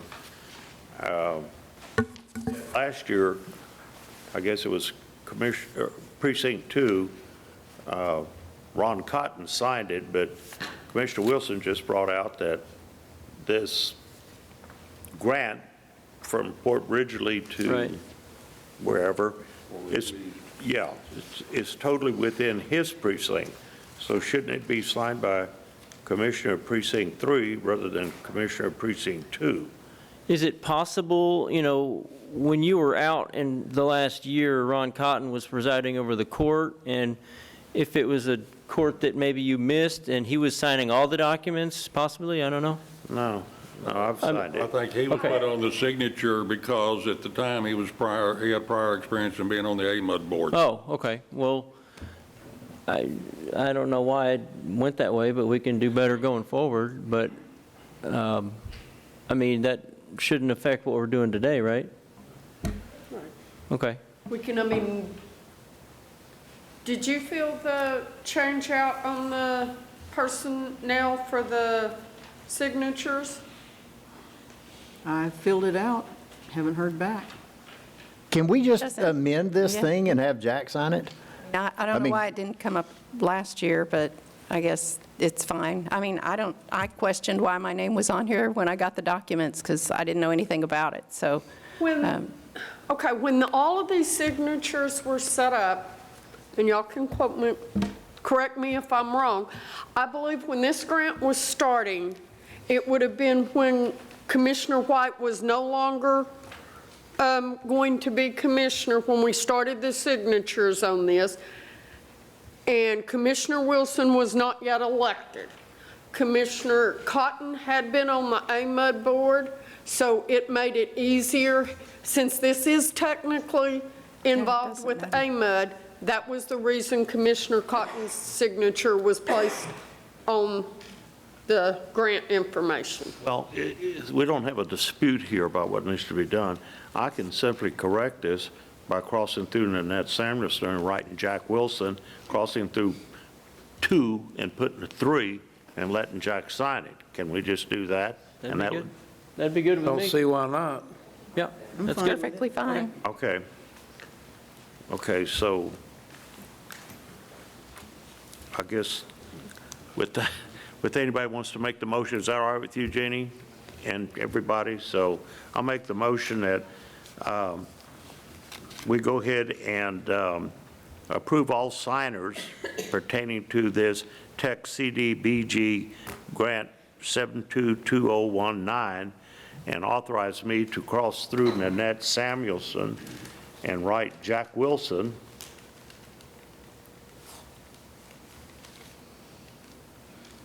and change 2 to 3, and for purposes of the record, I will put my initials by both of those changes there. Second.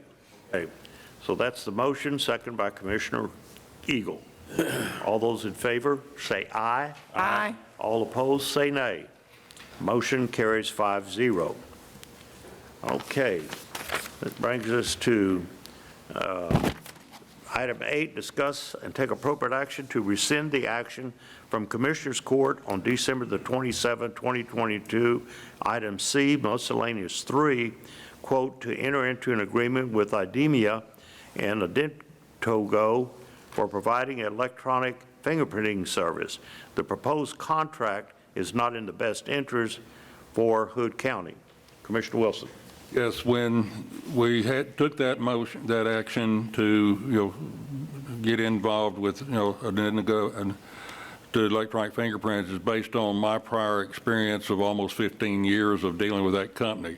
When we finally got a sample copy of the proposed contract, the requirements that they are imposing now were way beyond what I was dealing with in a previous endeavor with them, and it is not in the best interest of Hood County to sign up with that contract, so therefore we need to, get away from that and not go forward with that process. Any other question or comment? Any commissioner have any questions? All right, do I hear a motion? Yes, I move that we rescind the action taken from Commissioners Court December 27, 2022, item C, miscellaneous 3, to enter into an agreement with IDEMIA and Adintogo for providing electronic fingerprint services, as the contract is not in the best interest for Hood County. Second. Okay, motion been made by Commissioner Wilson to rescind the action taken by the Commissioners Court on December 27th regarding IDEMIA and Adintogo, second by Commissioner Andrews. Any further discussion? I got one comment. This is not me rescinding something. I just want everybody to understand that. You can call the vote, Judge. All those in favor, say aye. Aye. All opposed, say nay. Motion carries 5-0. Okay, item number 9, discuss and take appropriate action to extend the use of the 2021-2022 holiday hours to September the 30th of 2023. This is Well, the sheriff, or you want to talk about this, Commissioner Andrews? Well, I can talk about it, yeah. We visited on this quite a bit. There are still some hours that particularly patrol is, now that they're getting their staffing levels up and they're almost to where they can start maybe using some of these hours up. They've still got several oncoming deputies that are in FTO, and hopefully when they get out on the street full-time, then we'll be able to use up some of these holiday hours. So I didn't want everybody to lose those hours. So we said, well, let's go ahead and extend that out a little bit so they have a possibility of taking that time off. The expiration date now? September 30th. That'll be the end of the fiscal year. No, I mean, currently, what are we extending it to? From?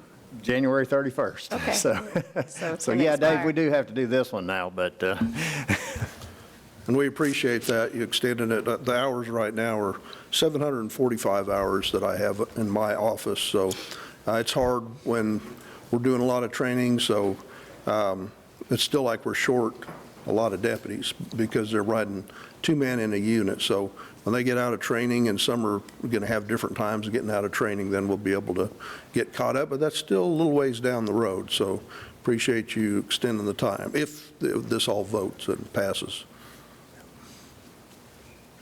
Definitely in favor of, because these patrolmen, when you were understaffed, they couldn't take the time off because you were understaffed. So now that you now have all the patrolmen on the deal, so I'm definitely in favor of it too, to extend it.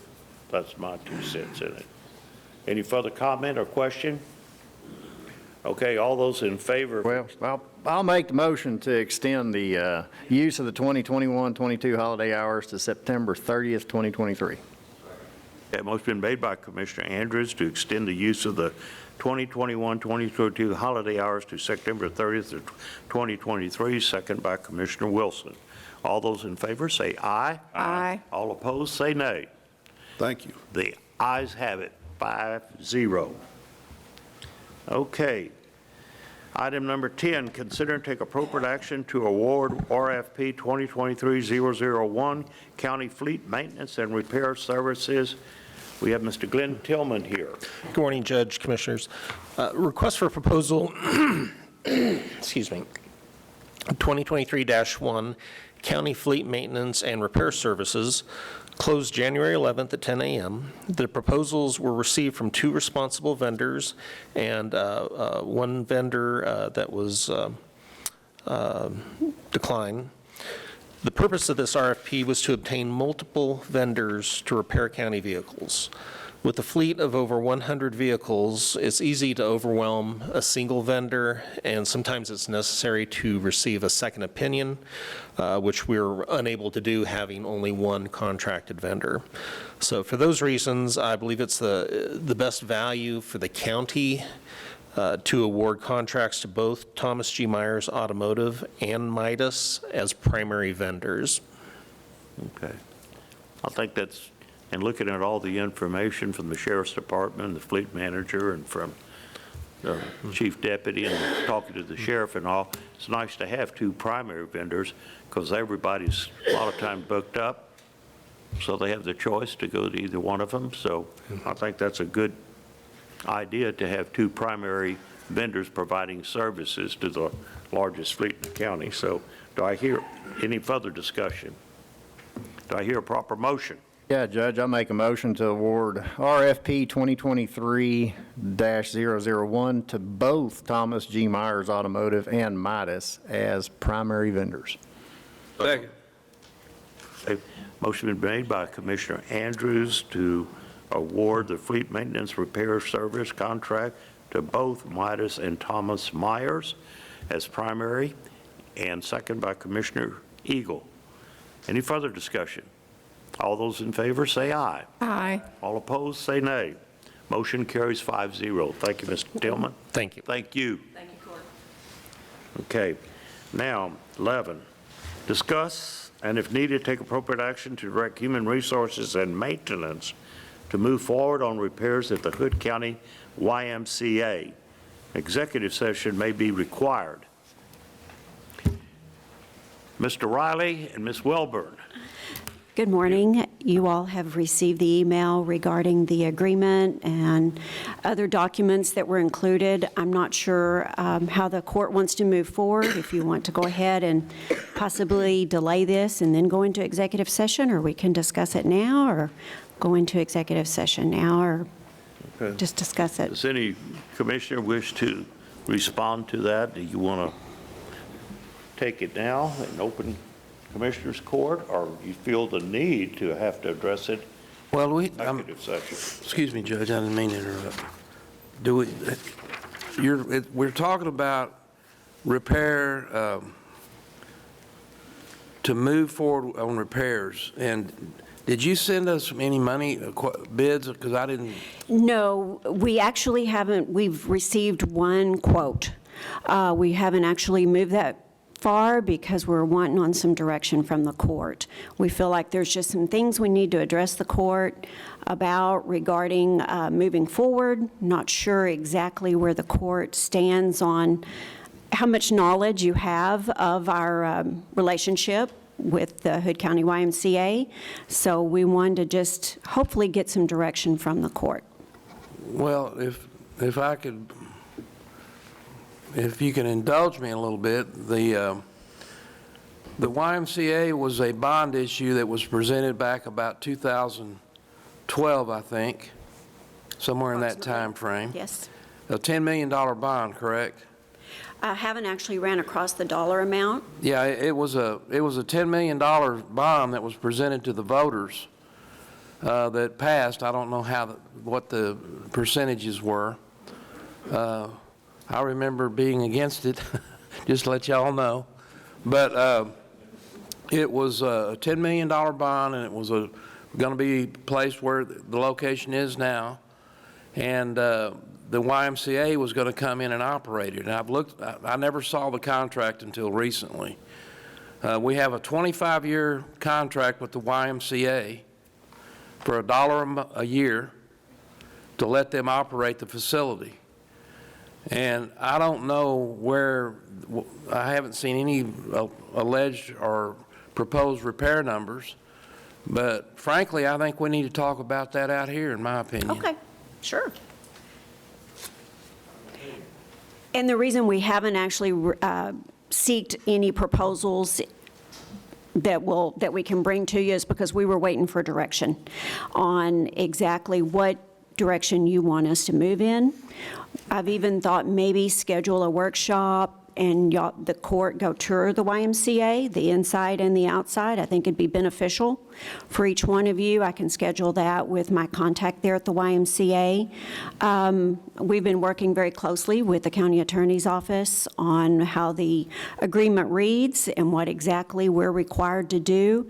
And Jay and I both just feel like there's some things that the court needs to be aware of. We do have some issues with our sod and our soil at the YMCA, and so we're just requesting that you give us some direction on how you want us to move forward with this.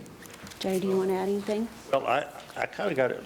Mr. Mills, do we know who's responsible for these repairs? Is it clearly the responsibility of the county to make the necessary repairs on the erosion and walls and retention pools, et cetera? Judge, I've mostly punted this stuff to Mr. Carter. I hope I'm quoting this correctly, but the structural stuff, the original building stuff would be more us, and then the day-to-day, I mean, that's more or less my understanding, right? Right. My opinion is they take care of the building and the grounds. Please get in the mic, will you? Okay. I'm sorry. Go ahead, Jay. Okay, it's in my opinion, and that's why we're asking for clarification, because they reached out, they've got some issues with washouts and things behind the building. Now, it's not as simple as that. We've got documentation. I've spent a lot of time out there. There's some issues, possibly with the operations of what's going on out there. I know we've requested procedures. I would like to see the maintenance documents. Just for the record, if you ever want to see maintenance on any building in the county that I operate, we have work orders, and I can produce those. I'm asking for the same thing here. I want to know how it's being operated, how the equipment's being operated, what's causing some of the issues out there that I can't quite put a finger on. I feel like it's gone on for a while. The erosion and different things. There's some procedures that I don't feel are maybe for lack of knowledge or something. My problem is I need to know what the county is responsible for, because I've never budgeted anything for that particular building. So if there is money involved in it, I did not budget for that. I didn't budget to do their grounds. I didn't budget to take care of any of that. And I need to know where I stop and they start. That's what I'm talking about. Does the original contract put the burden of proof on them to show us the maintenance records? And if they can't show the maintenance records, then what does that do as far as the responsibility for the cost of these repairs? Well, I'll read you the contract. As far as them giving us notice, they probably should tell us, just being a good tenant, but there's not really a big penalty if they don't. Does that make sense? There's no mechanism to penalize them. I'm just going to read directly out of here because it's about as clear as mud sometimes. The county shall, at its own cost and expense, correct any latent and other defects in the construction of the center, including any structural repairs. And then it goes on, as opposed to ordinary repair, maintenance, and replacements expected with the construction materials and equipment installed at the center in light of their specification. Then it goes on multiple pages and doesn't add much more clarity than that. A paragraph on, let's see, section 10 that says the lease operator shall, at its own cost and expense, maintain the grounds of the center, including without limitation, ensuring the regular mowing of grass and maintenance of landscape and wastewater facilities. So there is some obligation for the lease owner to maintain the grounds. So, and then on that same section, paragraph D, says that the county shall have the right but not the obligation to cause all necessary repairs and other maintenance to be made and to require lease operator to pay the costs thereof upon the county's written demand. So I think there are some options here. I agree. We can do the repairs and claim it under this section and then submit the bill, and they could fight and we could haggle. Being 50 years practicing law, I'd rather just get it up front from somebody rather than incur it and ask them to pay it. They'll have more excuses than prisoners going to Guantanamo on the deal. I think we need to explore that a little bit more before we get up here. And if they don't have the maintenance records, that erosion, I mean, it looks like the Grand Canyon. You can see it from 30,000 feet. What it's been washing out, that's been a long time. They do it, and they're mowing up there all the time, maintaining the landscaping, and didn't tell us about it way back when. That's called a estoppel waiver and latches, isn't it? Isn't it? My only caution on that line of thinking would be if damage happens to the foundation, it's the county's building. And at that point, I think we're probably going to be liable. Well, it's not the structure yet, though, is it? No, sir. Not at this time. Worst case scenario right now on the back side would be a sidewalk and things like that. My biggest concern is they use that back area. So if I've got a washout up there and they've got kids back there, because it's the only place in town for kids, one of them breaks a leg, who's that falling on? We carry the insurance. So is that going to fall back on us? I don't want nobody to get hurt, obviously. And, you know, this has probably been going on ever since the building's been there. It appears that such, It yes, appears because that way, yes. some of the trenches that he's talking about are in the 2 to 3 foot depth, Yeah. and they've got, kids out there. And they're wanting to do more in the summertime, and I've been up there so much the last couple of weeks just studying the situation. That parking lot's full. I mean, there's a lot of people in that building every single day.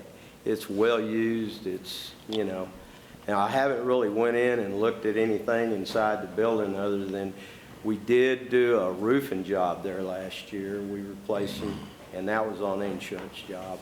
They replaced the metal part of the roof because it had some dents in it. We had cosmetic damage, so of course we fixed that. But the rest of the roof, the building appears to be in good shape.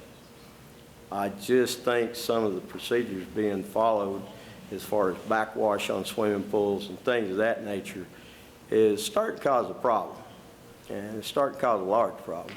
I know for a fact that the irrigation system is not working right now as far as watering the grass. I've noticed 2 or 3 broken sprinkler heads, so, that's going to help with the erosion if you don't keep your grass growing. We've lost a bunch of the grass back there. And just for numbers, and I've got the data right there, just to fill the ditches, I've only reached out to one company, reached out to a guy, and it was $8,000 worth of erosion damage on the grounds. If I resod those areas, it's another $4,000. So you're looking at $12,000 right there, and I haven't even scratched the surface. That erosion didn't happen overnight. I guess it's been going on a period of years. No. No, ma'am.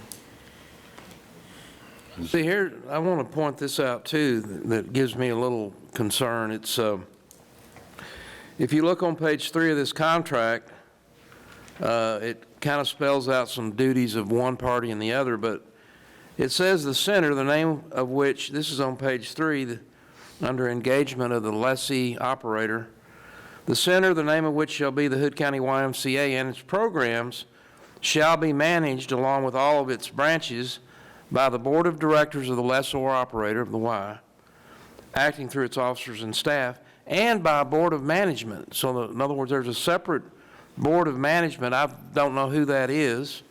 Chosen, it says chosen from local residents and business owners in the Hood County area. The procedure for the selection of these board of management nominees shall be carried out in accordance with their bylaws, but is subject to review by us, the Commissioners Court. And I've been on here 4 years. I don't remember ever looking at any, or being presented with any kind of report from any board of management. And there's also some bi-yearly reporting, other requirements. I haven't seen any of that. And nobody seems to know it's, do we have any of that? Do we have any? Well, you've received the most recent that was in that email that I sent last Thursday. That is the most recent reporting that is required of the YMCA. But Where's the prior rest of to, we don't have anything. So in other words, we finally got a report. I requested all the reports that are listed in the agreement, and my contact there did provide those, and I forwarded all that on to you last Thursday morning. One report? No, sir, it was the agreement, the bylaws, their unaudited financial report, a list of their BOD, current, or local, and corporate. But I'm talking about the reports that they're supposed to do every year. They don't have them. No, sir, we have not received anything prior to what I requested. Now, if y'all would like to go back to the beginning of time, again, that's why we're here this morning, is to just ask the court, how do you want us to proceed moving forward with the YMCA? No doubt we need to be a little bit more hands-on, and I'm willing to do that if that's what the court wants me to do. But I suspect we've dropped the ball on both ends in the sense of no one's followed up with the Y. nor has the Y contacted anyone with the county that I'm aware of until just recently. Sounds to me like we have at least $10 million asset that we have not been good stewards of.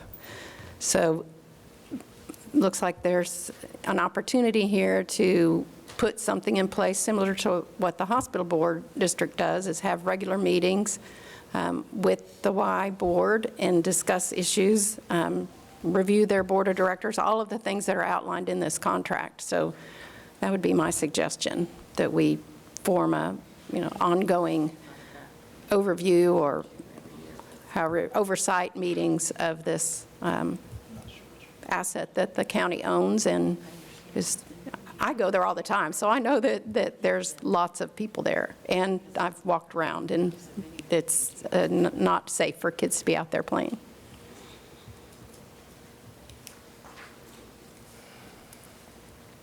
Y'all want to table this until we can do some further investigation into this? What's the motion for right now? I mean, we don't even have an estimate. I want to know who's responsible for that. I mean, Well, and that's why we're here today. We're trying to get a handle on our responsibility as an owner, their responsibility as a tenant. That way, then I can move forward. And, I mean, I hate to go out and start getting a whole bunch of bids on something if it's not anybody that I'm going to use. If it is their issue and they need to fix it, we can oversee that. But if it's something we need to do, well, then I kind of need some guidance on that so I can move forward. well, I think what we're going to have to do, I'm sorry, Mr. Carter, Mr. Mills, but I think we just need something like a trial brief of going through that and looking at what is the responsibilities. It keeps flipping back and forth on this deal. The agreement, I'm sure it has that standard clause, is that this is the entire agreement and there are no other agreements. So we're going to have to look at that and analyze it, look at the damage and see where it falls. Is it the Y's responsibility or is it the county's responsibility? We got to determine that first before we can go forward. That's what we got to do. So can y'all, if we table this for 2 weeks until the next one, can y'all come up with something? Sure, yeah, we can do that.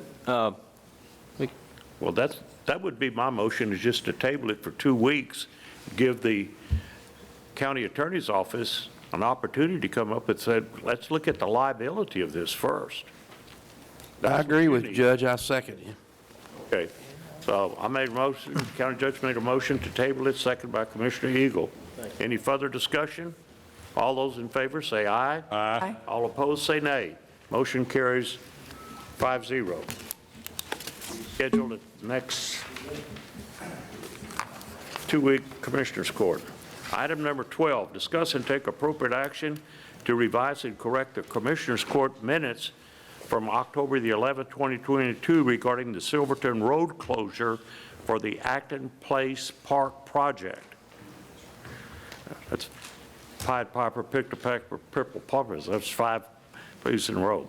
The minutes should accurately reflect the request came from the, quote, Friends of Acton Place Park Board of Directors and not the Main Place HOA. Mr. Wilson? That is, strictly changing the verbiage that's on the Commissioners Court minutes to, the request was actually made by the Friends of Acton Place Park Board of Directors, and all that is, it's not changing what was decided, it's just changing the verbiage and what's in the Commissioners Court minutes from October 11th, 2022. Well, I went back and watched that video, and 3 times the question was asked or the statement was made that this was asked by the HOA. I don't think we can change the minutes because that's what occurred in court. I don't think that, it may not have been the intention or exactly, but I don't think that we can change the minutes. I think the minutes have to reflect what was said in court and can't be what the intent was.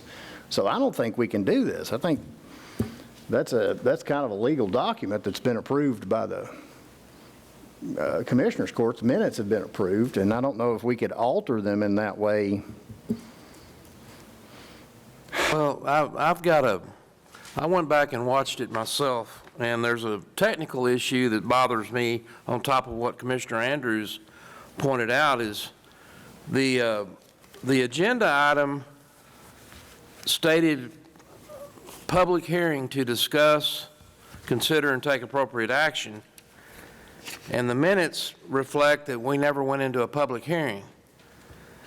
And I went back and looked at it, and somebody can go look at it and correct me.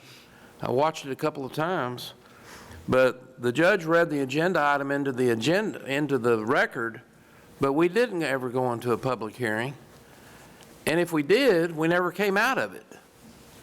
So there's some issues like that. I don't know what I don't know if that's avoidable agenda item. Don't start accusing me, but I don't know if that's an avoidable one or it's void on its face.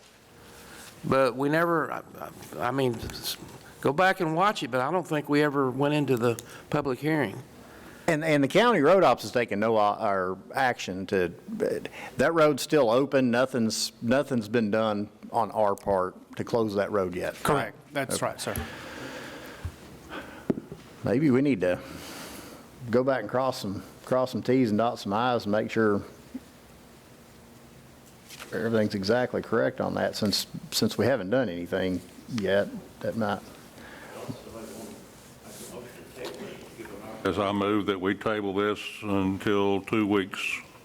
Okay. Second. But that's actually 3 weeks because 14th. There's an extra Tuesday in there. So the next Commissioners Court. Next court, there you go. Next Commissioners Court. Okay. Who made the motion? Did you make the motion? Motion made by Commissioner Wilson to table item number 12 for the next Commissioners Court, seconded by Commissioner Eagle. Any further discussion? All those in favor say aye. Aye. All opposed say nay. Motion carries 5-0. Okay, item number 13, discuss and take appropriate action to adopt a resolution requesting legislation to include Hood County under Texas Health and Safety Code 775, Subchapter K, regarding the organizational framework of any future emergency service districts. This agenda item does not propose the creation of an ESD. Commissioner Andrews. Yeah, I wanted to be clear on that this is not proposing, it's not implementing anything in emergency services district. I think that we are historically and looking around at counties that are in similar situations as the urban encroachment comes closer and closer to counties. I think you see more and more prevalence of ESDs. And frankly, I've got a lot of rumblings about ESDs coming back to us. I know that one of my big concerns whenever we had the ESD discussions a few months ago was the governance of the emergency services districts. The way that they're set up under Texas Health and Safety Code 775 is the Commissioners Court appoints 5 board members to go manage set tax rate, set budget, and basically, from the Commissioners Court perspective, it'd be kind of nice just to say, hands off, y'all go do that thing. We'll appoint commissioners for it every 2 years. That's not very responsive government, and I don't know as though that's in the best interest of either the fire departments nor the taxpayers.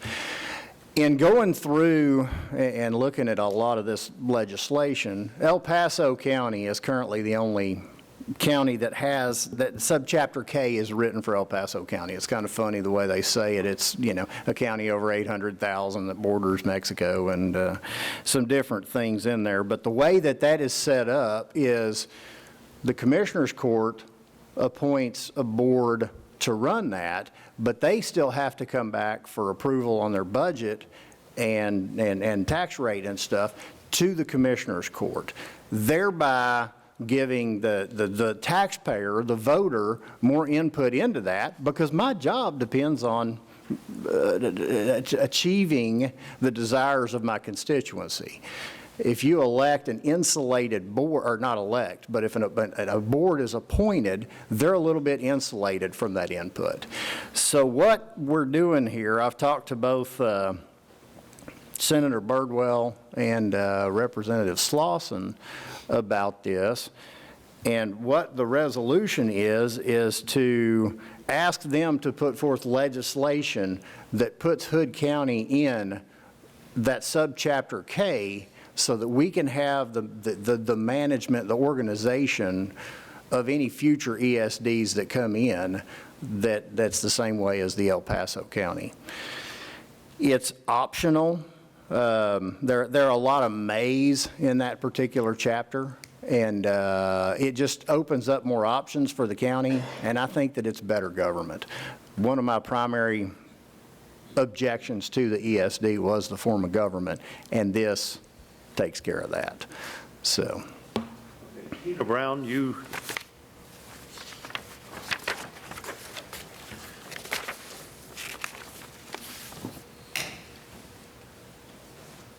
Do I get 5 minutes now? Yes, you get 5 minutes. Thank you. I appreciate you speaking to me the other day, and after we talked, I did go and do a little more research and try to figure out exactly what you're trying to do. So it sounds like you still want to have a board, but then you want to control, you want this court to control the board? I would dare say that's not, it could potentially, and I've had some experience with ESDs. Being the chief up in Lipan, Parker County ESD 9, Brock. I understand, we the Brock spoke about area. that. Yeah, well, I mean, just for everybody else. There are occasionally problems. This basically makes it, in many respects, a department of the county. Can you tell me how long El Paso's been doing, how long this has been, when they, because I don't remember looking at the date on that legal speak we talked about, trying to figure out all that legal speak. My point is, the reason I ask is, if this is a better way of doing it, why aren't all the other ESDs doing it this way? There are 3 options for it. So obviously there is some searching and cause for people to go in and reevaluate these kind of things.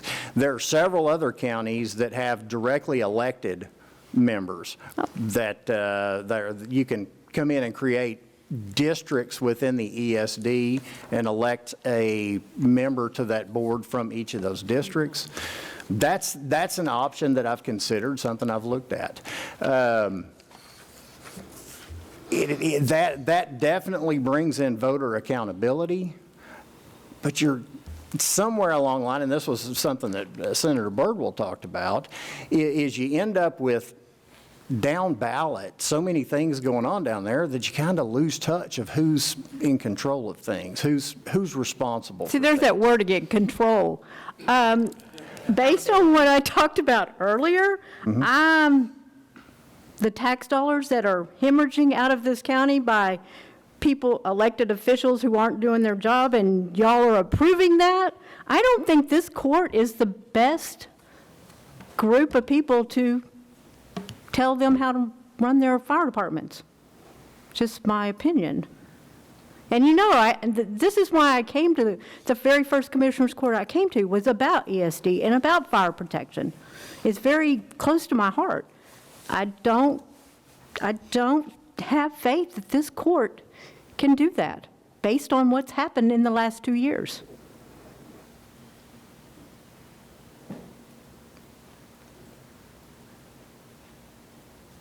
Thank you. Okay.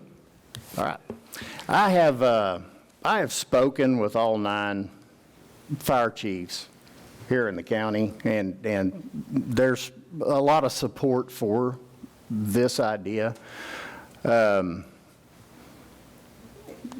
than control, I think maybe the word is accountability. Yeah, accountability, oversight,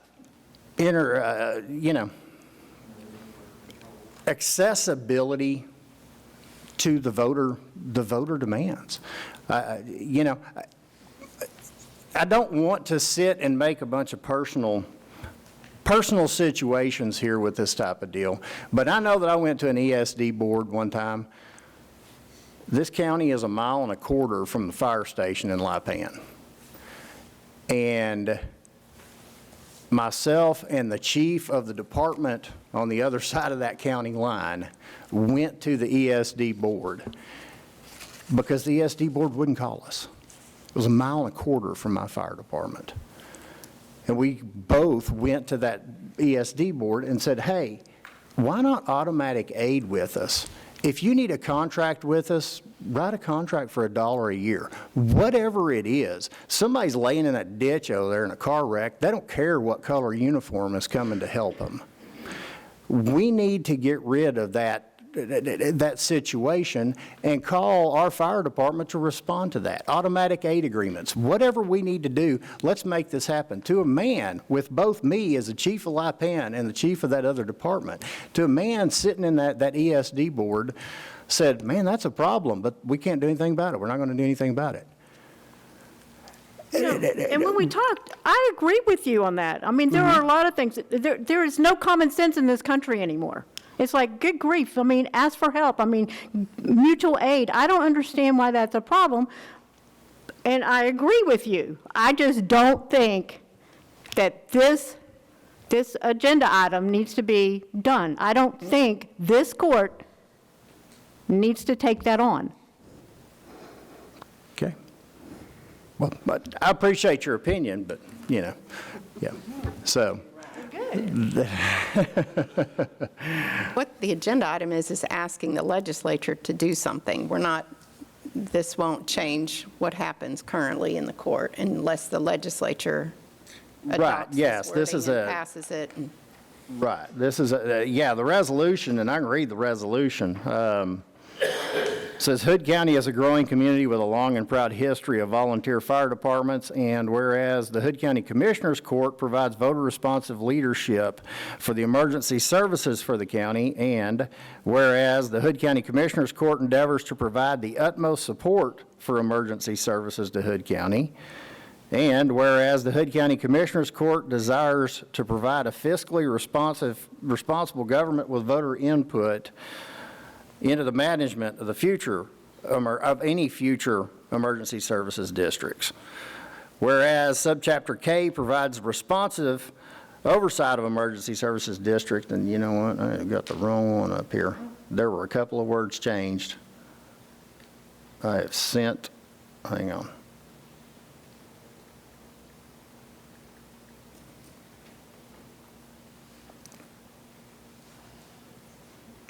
My bad, sorry folks, that's a bad form there.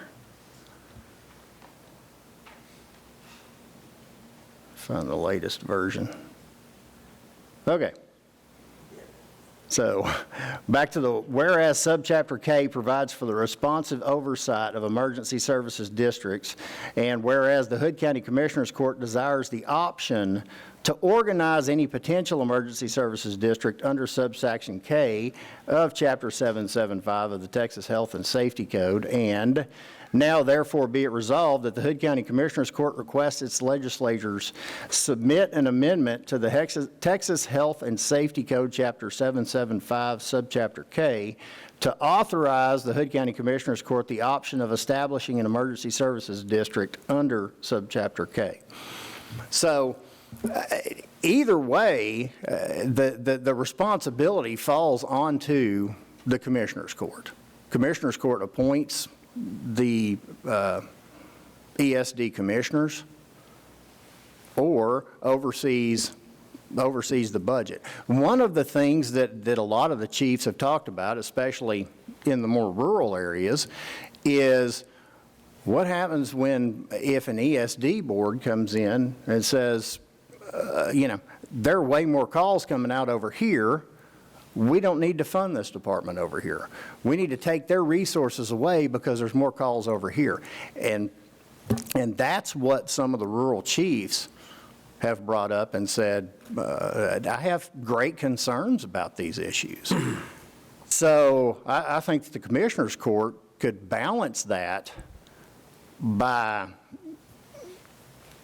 just the way that it's distributed now, the population centers being more responsive to the individual voters and those fire chiefs. If I could add some back history on this. 2 years ago or so, we had a petition brought in for the De Cordova VFD to create an ESD, to put it on a ballot and create an ESD for that. We've got 9 volunteer fire departments, that would be one.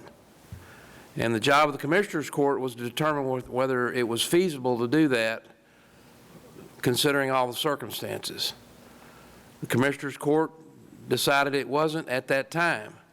And we spoke with all the volunteer fire department, fire chiefs, et cetera. Basically did a consensus with all of them, and we talked about it, had many meetings about it, and did not vote to move forward with a ballot at that point in time. What this is about is, let's go back to that. If we had put that on a ballot and the voters in De Cordova had voted in for an ESD there, a separate entity would have been created, a subdivision of the state. We would have put the commissioners would have appoint the board members, 5, to run it, but they would be unelected bureaucrats. It would be the same circumstance we've got right now with the Upper Trinity Groundwater Conservation District. We've got a board up there that, not the board, but we've got, we've got a board that's appointed by the Commissioners Court, but we've got the Upper Trinity itself is being run by management, the Upper Trinity management. We have no oversight over that, over the money being spent or what have you. This is a way to give us at least the option of having I think most of the people that we spoke with, and even the commissioners' discussion, if we're going to do an ESD, we should not have 9 of them. We should look at having a one, and I think even Ms. Brown had said that at the podium, that we should have 1 for the county.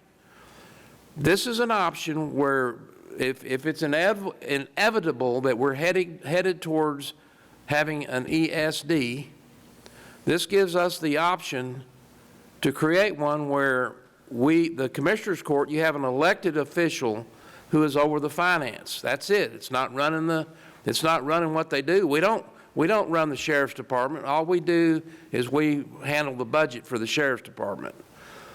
The same would happen if we decided to go this route. All this is, though, is giving us the option, and this is still has to be taken to the Texas legislature by both of our legislators and put in as it would be a specialized piece of law for Hood County, just like they did for El Paso.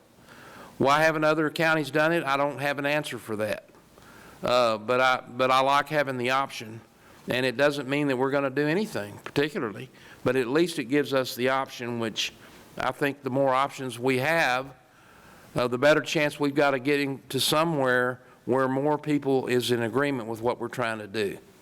There's always going to be somebody that disagrees with what we do. That's just the way life is.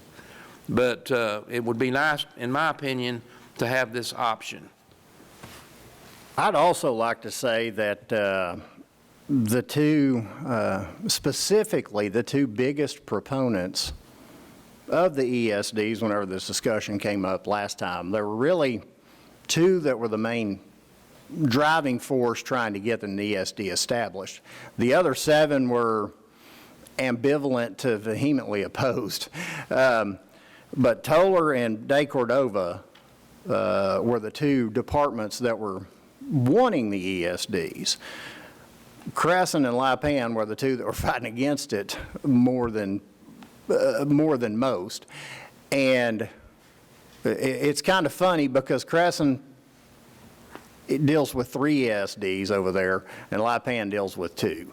And you can see some of the hesitancy there.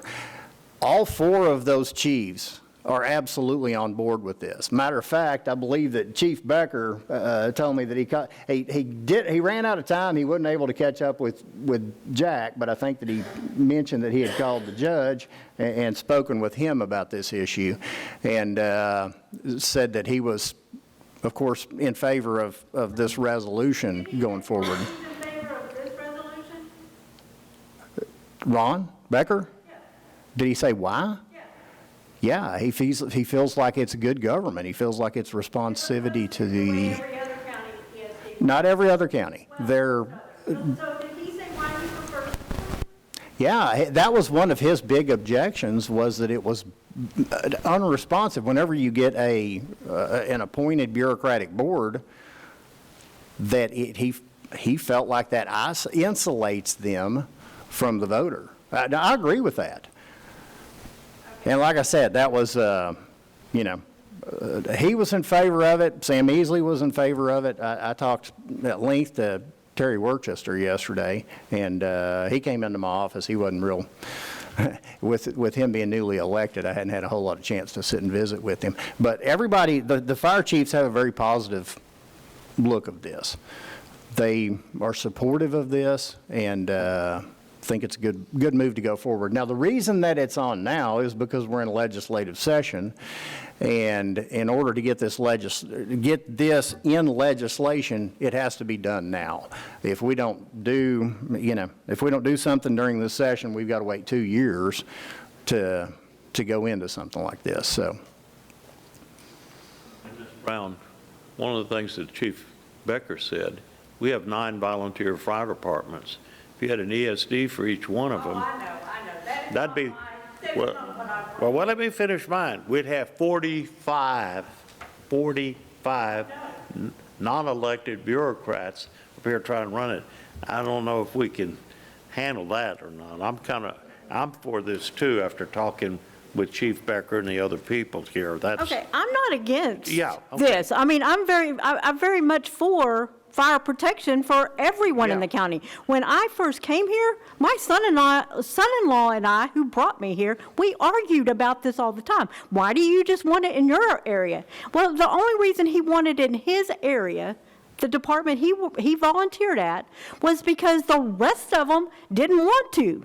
I'm glad to see that some of them have changed their mind and are looking forward, because this county is growing and we need better fire protection. No way do I think we need 9 ESDs in this county. Thank you. Never did I want that option. I just don't think this is what we want based on. Well, it's an option. This is good. Well, but once it becomes an pass. option, do we have other This may not even options? get out of committee, from the way I understand the way it Okay. works, Right. so. Okay, thank you. Thank you. Okay, any other comment? May I approach the court? Did you fill out a public? I'm sorry, sir, that's our rules. Fill one out for you. No, it's our rules. I'm sorry, we've had this before, again and again. Okay, any other comment? Discussion? nope. Make a motion. Judge, I'd like to make a motion that we request the legislators submit an amendment to the Texas Health and Safety Code, Chapter 775, Subchapter K, to authorize the Hood County Commissioners Court the option to form an emergency services district under Subchapter K. Second. Made by Commissioner Andrews to adopt a resolution as stated, second by Commissioner Eagle. Any further comment, question? All those in favor, say aye. Aye. All opposed, say nay. It's adopted 5-0. Thank you, ladies and gentlemen. That concludes today's Commissioners Court meeting.